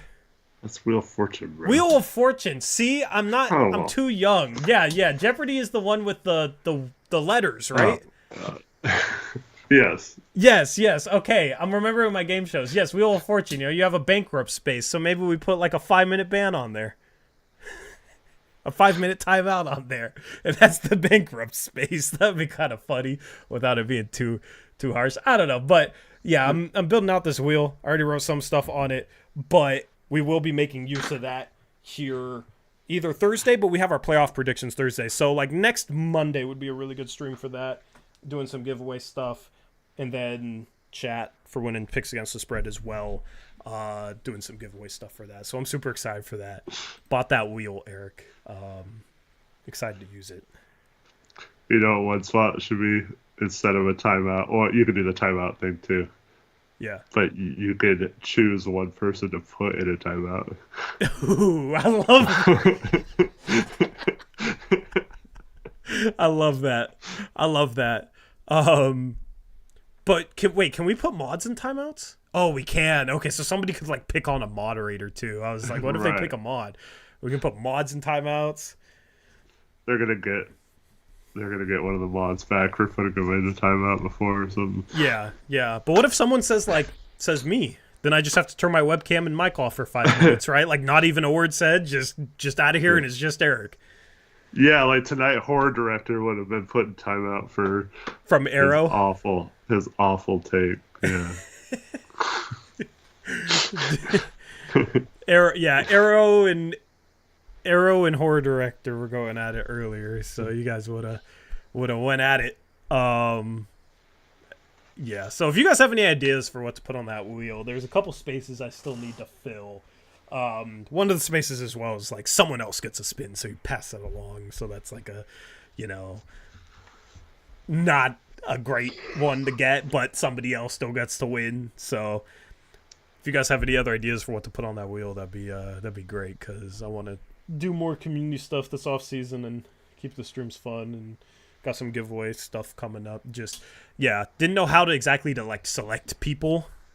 Didn't really think about that until today, so gonna push that off. I know we said we were gonna do it today, but we'll do it in an upcoming stream, probably next Monday. Shout out to Wes Davidson, $2 donation, says looking forward to Steven versus Rich as Steven debate. Steven versus Rich impersonating Steven. I'm not sure Steven really liked the impersonation though. That's a shame. I think he thought it was like negative, but it wasn't meant to be. It was... Well, I think Rich said, I'm going to mock Steven or something like that. I'm not sure. It might have just been the phrasing. But, see, Rich and Steven don't know each other. That was also probably part of it. But I told him, I was like, man, Rich is just funny. He does it to everyone. Steven was fine. But I don't think I could get him to do that. I would debate. That might be the closest thing you get to the debate that you guys have asked for months, which is me versus a specific reporter, media member. Him pretending to be. Rich, as part of his acting pedigree, does a lot of impressions, and so that's just, I think it's like a sign of flattery, right? Yeah. Or like he should be honored that he's doing an impression. See, he wouldn't do like the impression of me in front of me, and I wanted him to. I wanted to hear it. Yeah, I would love to hear an impression of me. Show the wheel again. We can't see it. Like just the way it's built. Because I gotta change up some spaces, and the lighting isn't the best. But yeah, that's the wheel. That is the wheel. I need to figure out what I'm gonna put it on too. Don't really know.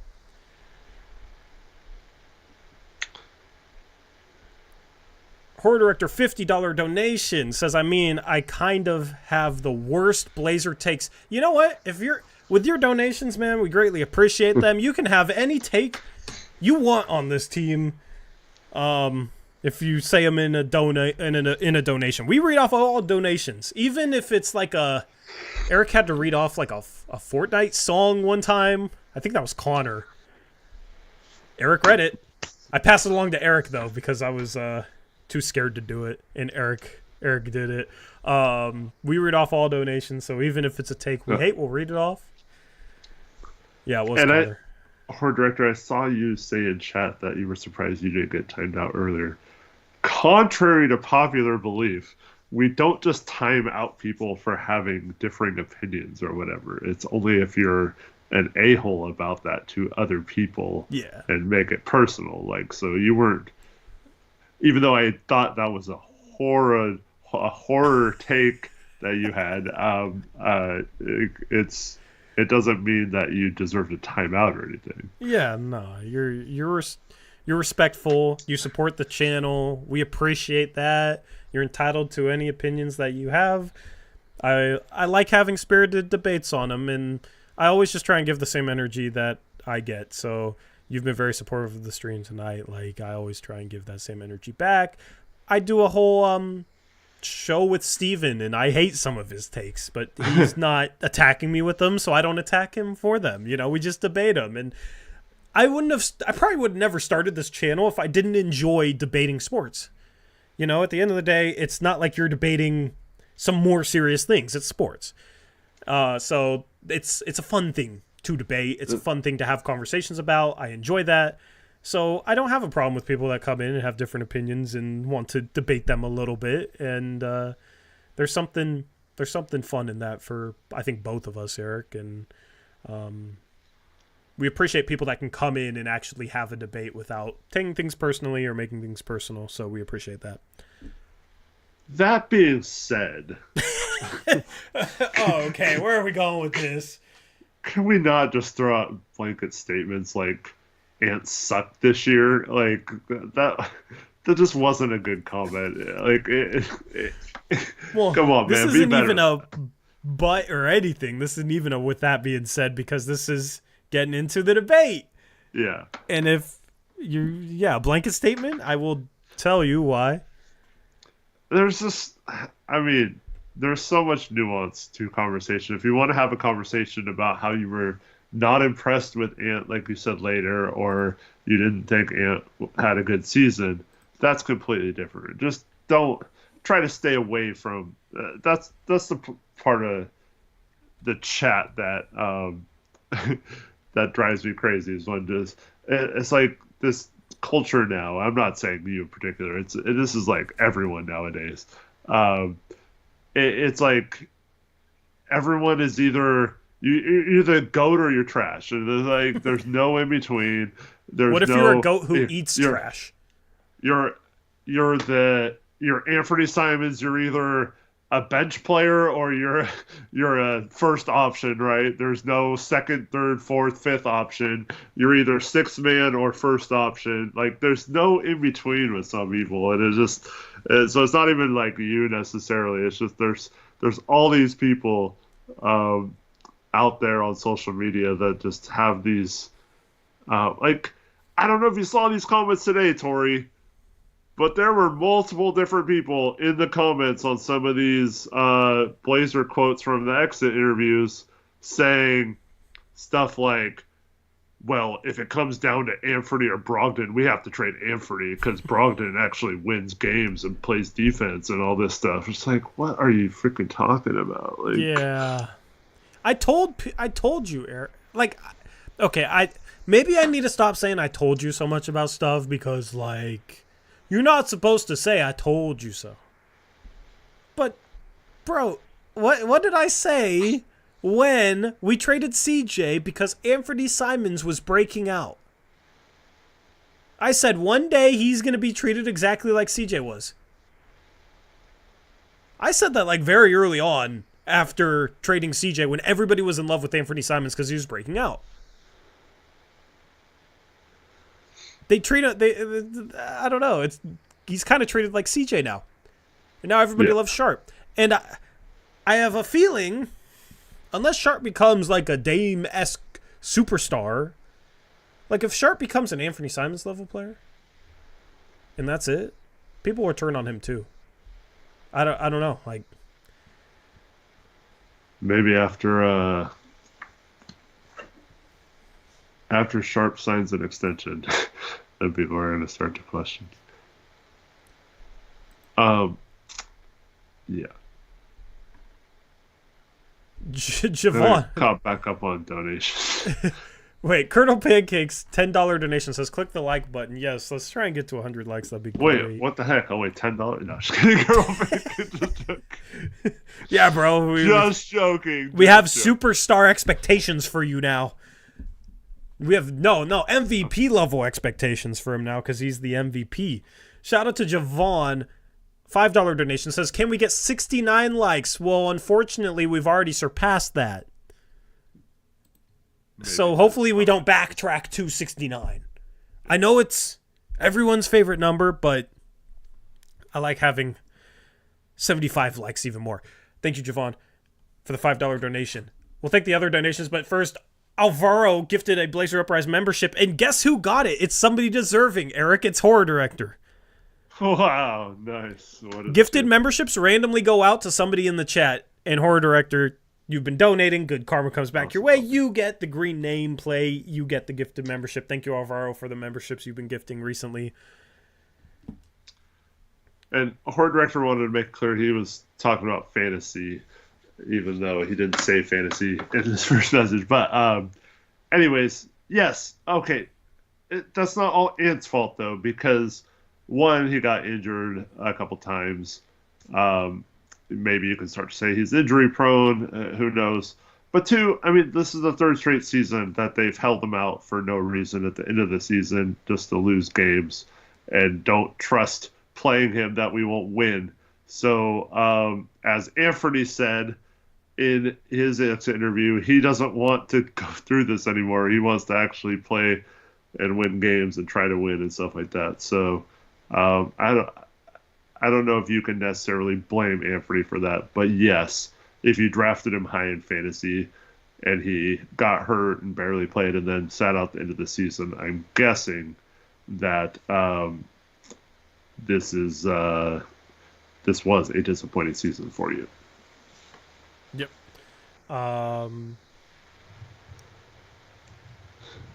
You should have shown that message, Connor. Why? Dude, literally, Eric, he texted me and said, look at my comment.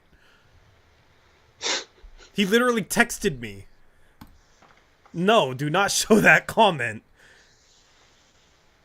Zach Landia gifted a Blazer Upright membership, and it goes to mute that bozo. Nice. I love it. Thank you, Zach. Appreciate you, bro. Do not. Why are you telling Connor to show that comment? I'm confused. How did Zach gift a... Oh, wait, you can gift memberships without being a member? Or do you have to be a member? I'm not sure. Maybe he just started again because he says welcome to starter. Yeah. Shout out to Zach for becoming a star level member. And then the other donations. We got Connor trying to catch up to Pancakes with a $100 donation. Thank you, Connor. Says, everyone like the stream now or you will be cursed with Cronin stands in your mentions. That's not something you want. So you better like the stream because that is definitely a curse. Yeah. And then Javon read that as Cronin stains, so you'll be cursed with Cronin stains in your mentions. That's even worse, I think. But actually, is it worse? I don't know. Maybe not. Shout out to Arrowmancer, $2 donation. Says, my name is Tori, and I'm a huge fan of Joe Cronin. Oh, God, no. Thank you for the $2 donation. If you're going to make me say that, though, at least make it like $4 or $5. Come on, man. Do not clip that. Please. Don't. Trevin's already clipping it. I already know. What? Wait, why does Borna have to make fun of my tweet earlier? Dude, I don't know, bro. What did I do to you, Borna? I didn't do anything. I said they should have shown your last message.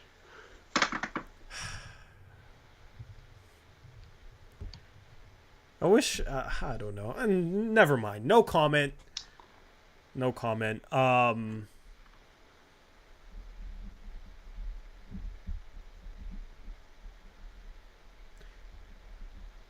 We talked about that towards the beginning of the stream, Borna. Hey, he's a busy man. Yeah. He's a busy man. I mean, I would love to trade Grant, but they want to win next year. They want to win next year, man. Viewership down 60 to 70%. They don't like that. So we'll see. But any other interesting sound bites from players, Eric, as we double back to your note sheet there? Delano Banton was thankful for the opportunity. Oh, I'm sure he was. He got to shoot 25 times a game. He said that's what happens when opportunity meets preparation. And also, he said that even if he was told, he wouldn't tell us whether or not he'll be back next year, or if he was told he was being retained by the Blazers or anything like that. Well, I mean, that just means he's coming back. Yeah, pretty much. Yeah, which, not surprised at all. He's a minimum contract guy. He's good on a minimum contract, man, but the end of the season was rough for him. I already had question marks about his ability to play as like a role player. He in a Blazer uniform, he shot 31% from three. For his career, he's a 29% three-point shooter. He had a hot stretch. Can he actually consistently shoot 35%? I mean, maybe just take the last day out of it because it was the last game and he chucked up 15 threes and didn't make a single one. I mean, that's just amazing in itself. Yeah.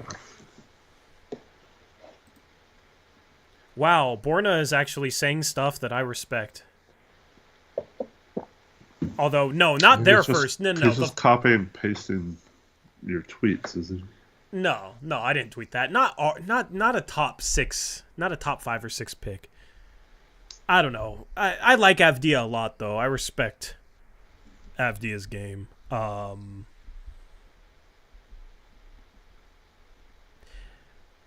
You guys were talking about it in the group chat today, actually, Eric. You wouldn't trade a top 10 pick for Avdia. I would probably be willing to go as high as 6 for value, but I also think the Blazers just need more upside than Avdia, and it just makes sense to gamble on upside with the pick. Yeah, I don't think any GM's trading a top 10 pick for him even in a weak draft. If the Blazers ended up with like the 3rd pick and the Wizards ended up with the 1st pick, would you trade Simons and 3 for Avdia and 1? No.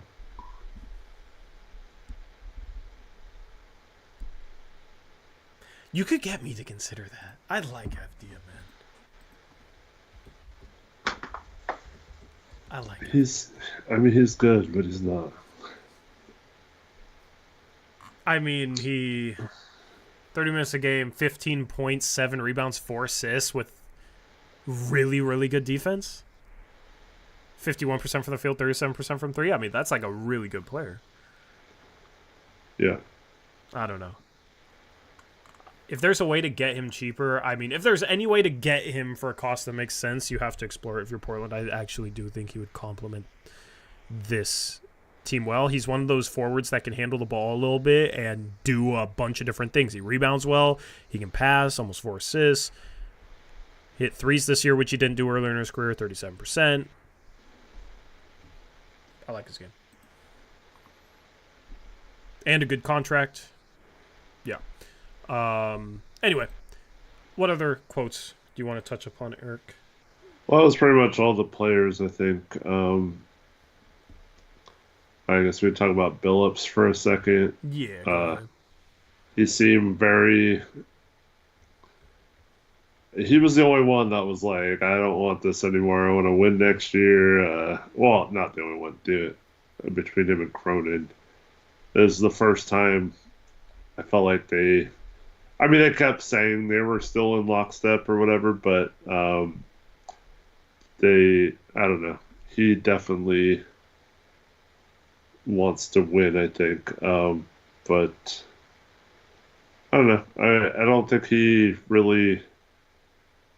I mean, he says he takes accountability for his own coaching and stuff too, but it doesn't sound like he really does. You know He what I said mean? we need to get better, and nobody asked him, what do you need to get better at? Like, Yeah, it's. Dude, I don't want to go back to complaining about the reporters, but it's almost like people just went in there with, like, their set of questions and, like, this is all we're going to ask. yeah, Because not enough of it was based on what they were saying. Like, okay, you say you need to get better. What do you think you need to improve at? What do you think you struggled with as a coach? And listen, like, yes, can be considered a negative question, but you're giving him an opportunity to show that maybe he has more awareness of himself as a coach than maybe some of his criticizers realize. And there's something to be said about somebody that can go up there on the mic and say, yeah, I struggled with this. I need to get better with this as a coach. You know, like, schematically, we had some issues and we struggled to execute. Defensively, I need to get the guys to execute better on the defensive end. Like, I think a lot of people that criticized Chauncey, if he came out and said some of that stuff, would like that. Now, I'm not going to sit here and say, oh, he's going to be a good coach because he said that. But there is something to be said for something like that. I would have loved for him to have been asked about what specifically he's talking about by saying, I need to be a better coach, and he wasn't. So. yeah. I think it's pretty predictable, you know, between injuries and young players, and he's going to use that excuse. Hopefully, he doesn't have the injury excuse next year. I'd love to see what he says about himself without having that crutch to fall back on. Yeah. Yeah. So, I don't know. Other things he said, or do you want to jump into anything else with Cronin? Let's just go into Cronin. Oh, man. So, we've kind of touched upon various things with him. What else do you have? Because I thought he said a bunch of nothing. Is there anything else that you read into? I mean, it says it was up and down year. They're still excited and optimistic for where they're headed. The plan? This year was about developing and establishing an identity. Yeah. And then he said, individually, there's lots of successes. Mentioned Scoot's last 20 games, Sharp's first 20 games, Ayton post All-Star break, Kamara's entire season, Murray's emergence late. I'm sure you love that. yeah, that I was dying, dude. Murray's I thought you emergence. said you laughed. There you go. There was. Yeah, I forgot. Because that just got me thinking about Chris Murray, not about Cronin. His emergence late. Eric, what? What did he emerge? What? I understand he's going to say nice things about players on the roster and doesn't want anyone to feel left out. It's just a whole bunch of nothingness, though. Like, if you pick the best 20-game stretch from the season for a player, that's cherry picking. Like, we had individual successes if you just look at, like, this player's quarter of this season, you know, 25% of the season for this guy, a different 25% of the season for this other guy. You're just cherry picking the best stuff because, like, these guys had legitimate struggles as well. The whole picture matters. Like, if somebody's inconsistent, they're going to have a hot 20-game stretch, but they're going to have a cold 20-game stretch if they're inconsistent. You got to take everything in its totality. But Chris Murray, how did he emerge, bro? What are we talking about? He legitimately did not improve in the one area he legitimately needed to, which was his three-point shot. What did he shoot in April? Well, also, if you take into account the fact that Sharp was ran into the ground and was playing like 41 minutes a game, those games looked really good stat-wise. Yeah. I mean, Murray in the month of April, final 8 games, right? You're talking about his emergence late. 37% from the field, 26% from 3. 9 assists, 11 turnovers in April. Like, that's not good. He was bad. He emerged as a rotation player because we benched everyone else and forced Chauncey to play him. Yeah, maybe that's what he meant. Yeah, you're right. Silly me. Yes, he emerged onto the court. Yes. And then he said Banton's post-trade deadline and Rupert's shooting the ball better. Yeah.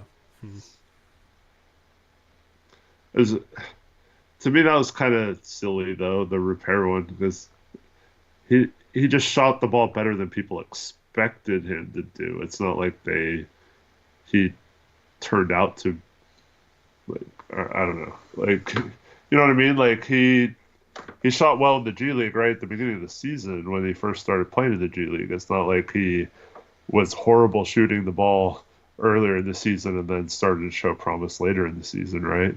He just turned out to be a better shooter than they thought he would be. Yeah. So I don't know if that's necessarily an individual success of the season. Yeah. I mean, it's good for repair. I don't know. Sound like he just wanted to say credit. nice things about guys, and that's what that was. So it's whatever, I guess. But that's all he mentioned. You can read into that whether him not saying anything about Anthony or Brogdon or Grant or whatever means anything. But it's one of those things where, like, if you start listing multiple names, then it's like, okay, who did you leave out then? Yeah. So if I was him, I wouldn't have even wanted to, like, start randomly listing players on the team. You know, you ask me about a player, I'll talk about him, but yeah, because that's the thing. He starts saying good things about multiple players, and then after he says 5 or 6, it's like, okay, well, who did he not say? Oh, he didn't like Thibault this season? You know, I mean, like, we could read into that if we really wanted to, but I don't think it was anything to read into at all. Yeah. Guess what his challenge of this offseason is, Tori? See, I listened to his interview. I don't remember. It's to get better, man. I mean, yeah. That's the challenge, is to get better. They're going to be aggressive and opportunistic, just like they were with Dame. What does get better mean? Like, next year? I don't know. He said they're looking for players that not only help them in the near future, but also the long future or whatever. Yeah, so you're going to have to draft them. Yeah. I mean, you're going to obviously get a player like that with the Blazers pick. But then the Warriors pick could be a guy that could help in the short term and long term if you draft the right guy. But by all reports, they want to trade it for a role player. So what does that even look like, right? Franz Wagner is a guy that supposedly they're interested in, who would help next year and in the long term. So I assume he's talking about that type of player. But those guys are extremely hard to get. Why do teams want to trade a player who's good now and going to be good 6 years from now and is under a bunch of team control? Because you have your 4-year rookie contract and then you're only a restricted free agent. Most players just elect to extend because even if they enter restricted free agency, their team can match any contract offer they get. So you really ultimately have like 8 to 9 years of team control unless a player really forces their way out. So why would a team like Orlando want to trade a player like Franz Wagner? The only argument you can make is fit, but when players are young, you just hope that they grow together into a point where they are cohesive, rather than trading them for fit reasons early on. Yeah. It's kind of the same thing we say about, like, okay, you roll into next season with Shaden Sharp and Scoot because it's too early to make a decision on them. So that's the problem, is if that's the type of player archetype that Cronin is targeting,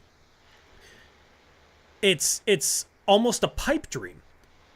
And if that's his, like, he has to have multiple contingency plans beyond targets that are mostly unrealistic.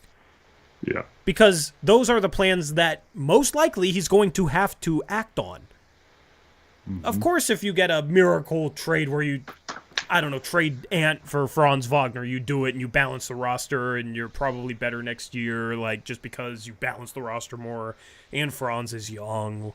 Like, yeah, obviously, if you have a no-brainer trade. But the problem is it almost sounds like each offseason he goes into it and his plan is to make a no-brainer trade that the other team is unlikely to make. And then when that doesn't happen, he gets to sit back here and say, what do you want me to do?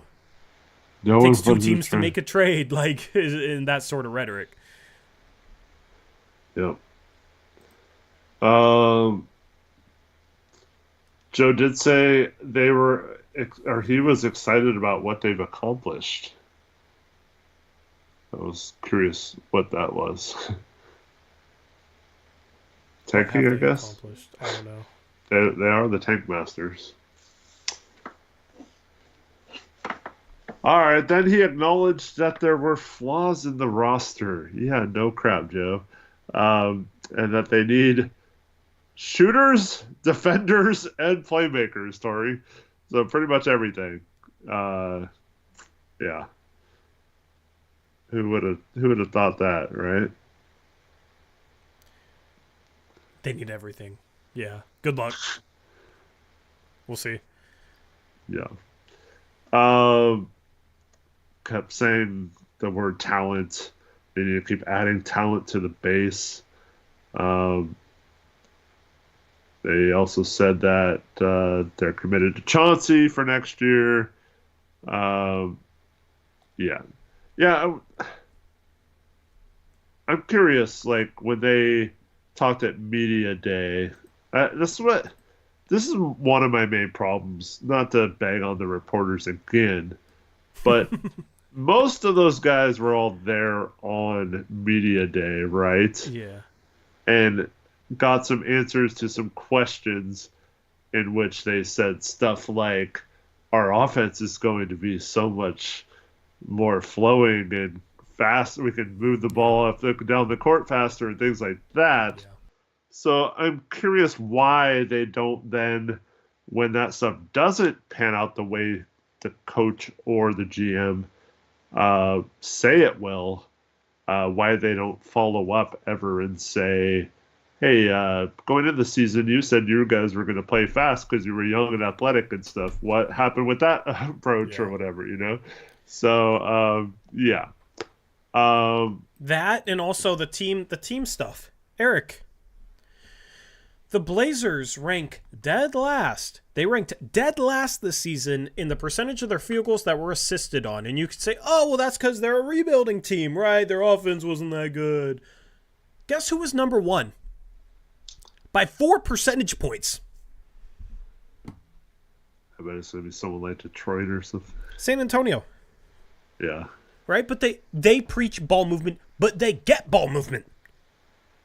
They preach passing, and even with bad teams, they still pass. Right? And they don't even have like a point guard. Like their point guard play was not good this year. They're number one. Guess who's number two? Toronto. In assist percentage. But people will just see that we're dead last and it's like, oh, well, that's because guys didn't make shots. No, it's the percentage of made field goals that are assisted on. It's not about making or missing shots because it's the percentage of made shots. In the top two teams are similarly poor offenses. San Antonio's adjusted offensive rating was 26th. Toronto's was 24th. Portland's was 29th. They're all in the same ballpark, but those two teams actually passed the ball. So that's the thing is you can't excuse them being dead last, in my opinion, with just, oh, well, look at the personnel. They were rebuilding. What do you expect? Because that doesn't mean that they then have to play iso ball. If anything, if you don't have an iso ball type of player, you should be playing as a team. And you look at other bad teams. I mean, Utah was top 10. Washington was top 10. Washington's another team without great point guard play. Like, their lead guard is Jordan freaking Poole. But yet, they rank 9th in the amount of assists. Or the percentage of made field goals that were assisted on. So, they preach team ball going into the season. Ranked dead last in that. And you can't use the personnel excuse because other teams with the similar problems with personnel and youth and all that crap ranked at the top of the league. And that's my biggest critique for Chauncey. If anyone wants to know why I critique Chauncey, it's because he preaches one thing. He preaches team ball. He preaches moving the ball, but he can't get his team to enact it. And people love throwing the personnel excuse for him. But other teams don't have that same excuse, right? Other teams actually pass the ball when they're just as bad, when they're rebuilding in the same way. So that's the thing is there's no reason why Chauncey should be this poor at enacting what he preaches.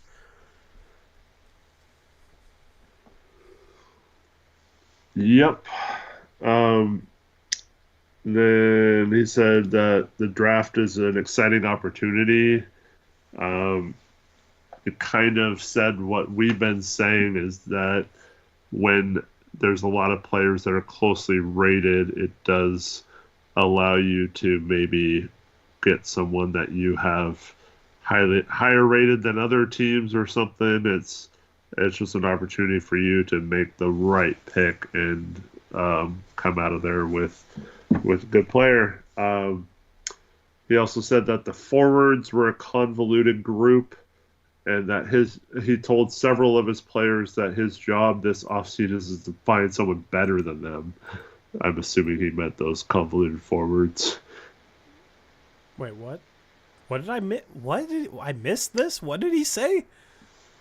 He said that in the players' exit interviews with him, he told them that it's his job as GM to find someone better than them, and that he would have said the same thing to people that they replaced when he signed. Like, I'm assuming he's saying like Jabari Walker or something. When I drafted you, I told you that it was that you're going to be better than so and so in front of you, and then yeah. I gotta listen to this quote because I mean there.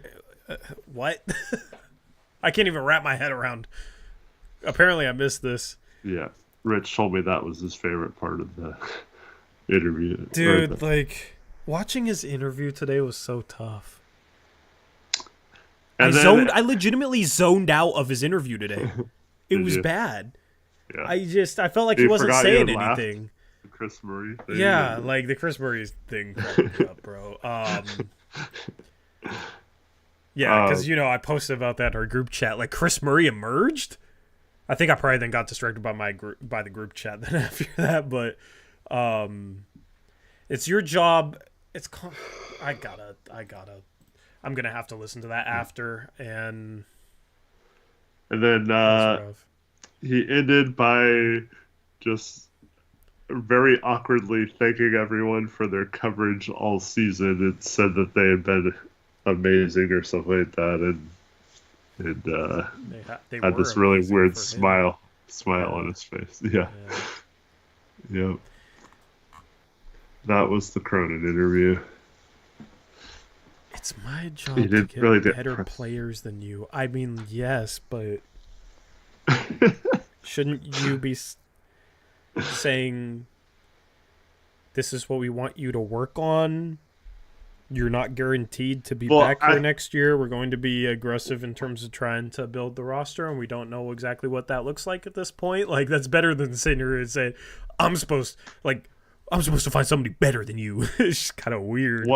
What he said was, I think that he told them that to motivate them to improve on the things they need to improve that he had already talked to them about. But I mean, if you listen, okay, but if you have to tell a player that to motivate them to work hard, then they probably aren't the right players in the first place, and you probably should move them. You know what I mean? Like, you don't need players that need motivation from their GM telling them that there's better players than them. That's weird. Yeah. I don't know. I think he thought it was much more clever than it was. Like, it's something like, oh, this is a cool thing to say to someone because remember how hard you worked to beat out so and so, Yeah, man. Yeah, like I see what you're saying with that, but he doesn't have a way. There's a comment in chat that says some have a way with words, some not. He's not the best with words. Like, I promise you, he did not say that to Scoot or DeAndre. Yeah. The way they coddled those two this year, there's no way he said it to DeAndre. Yeah, there's no way he went in there like, my job is this summer. After the way Ayton played, Ayton would have been visibly pissed in his exit interview. He would not have hit it. He would have been like, man, why is he so upset? Like, your post All-Star break numbers, yeah, I'm gonna find someone better than that to replace you. It's wild. Let's see you be motivated on that, DeAndre. At the end of the day, man, I don't care about his words if he has the right actions. Yeah. If his actions are bad, then I care. Okay, what is he saying? Like, what is his mindset in the first place? Right? That's when I start Agreed. parsing his words, because it's like, okay, what was his plan? What was his mindset? What is he actually trying to do? If there's no reason to question any of that, then nobody cares about his words. He can come up on stage and say, I like Lil Pony, and I like building Care Bears. After he trades for Joel Embiid to pair him with Dame, and nobody would care. Yeah. People might be like, okay, this dude's a freaking weirdo, but what did I say in the past about a certain GM where they were talking about him being a jerk, and I said, I don't care if he's a jerk. I just care if he's good. Yeah. And then I said something extremely sus. I said, I don't care if he's a jerk. I just want a GM who's good. I'll take a good jerk. Because I legitimately wasn't thinking about how that sounded. Yeah, like, I'll take a guy who can't put good sentences together if he can put good traits together. Right? Any of you in chat, do you remember that stream at all? That was a while ago. That was like at least There's 2 another years one ago, that 3 years ago. Nathan said he'd take one too. Yeah. If you're in our Discord and join a voice chat in our Discord, you'll see a soundboard, and that is one of the soundboard options. By the way, you should join our Discord, link in the description. Louis Loud said that Aiden went home and his mattress was gone. That's how they're going to motivate him. Put him back on the air mattress. Trevin says he just wanted to say it again. Oh, man. Anyway. Todd Keith asked, did you think he was going to say who's staying and who's going? No. No. But this is, Cronin's been full of crap. There's multiple lies and misdirection and things he's told us that have not been close or remotely close to true. And so, yeah, we all think he's a joke, especially in these press conferences. So, no, I didn't expect him to say anything meaningful today. Arrow's telling me to join the VC so he can play the soundboard. I can play the soundboard out myself, Arrow. Unless you want to say hi to stream. Screw it, I'll do it. You won't be able to hear him, but yes, I will join the VC with Arrowmancer.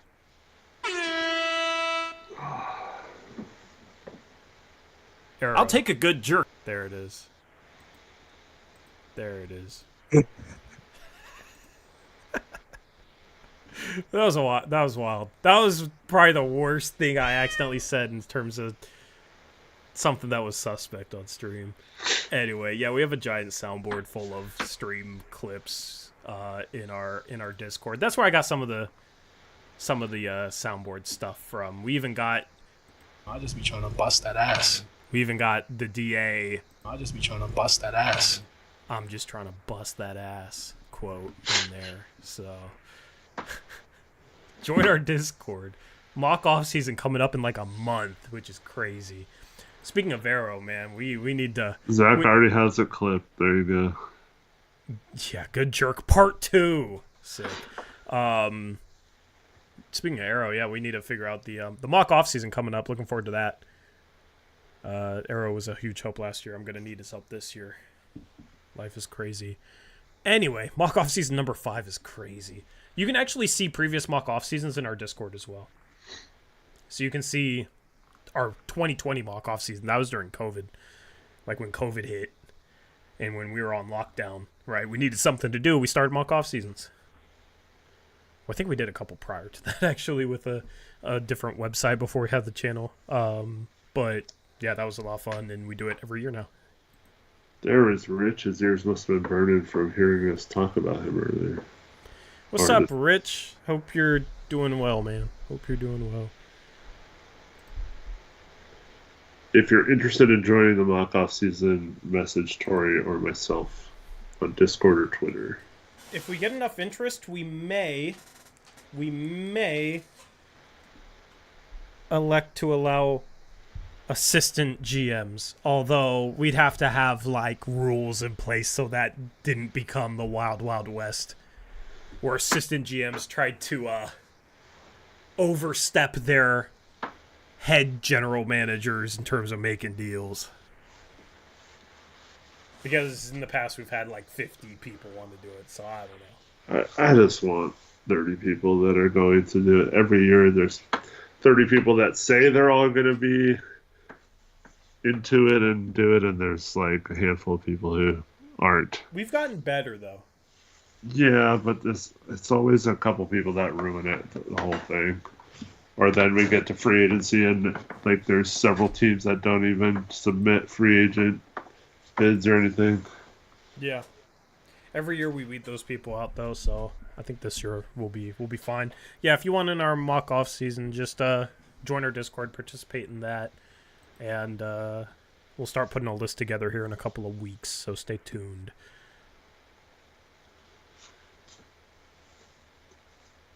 Zach, not like on an actual like official scale though. Not like that was just people saying they were, and we didn't actually regulate it. So, anything else for the stream, Eric? No, it's way past Eric's bedtime. This stream was phenomenal. Shout out to Colonel Pancakes. Shout out to Connor. Shout out to Horror Director, JP Savvy, Kyle Wilson Bouquet, J Poe, Nathan, Wes Davison, Fly Guy, Javon, Aeromancer. You guys were killing it with the donations today. And then shout out to Alvaro and Zach Landia for gifting memberships. We appreciate you guys. The stream was a lot of fun. Mondays and Thursday nights is what we'll continue to do.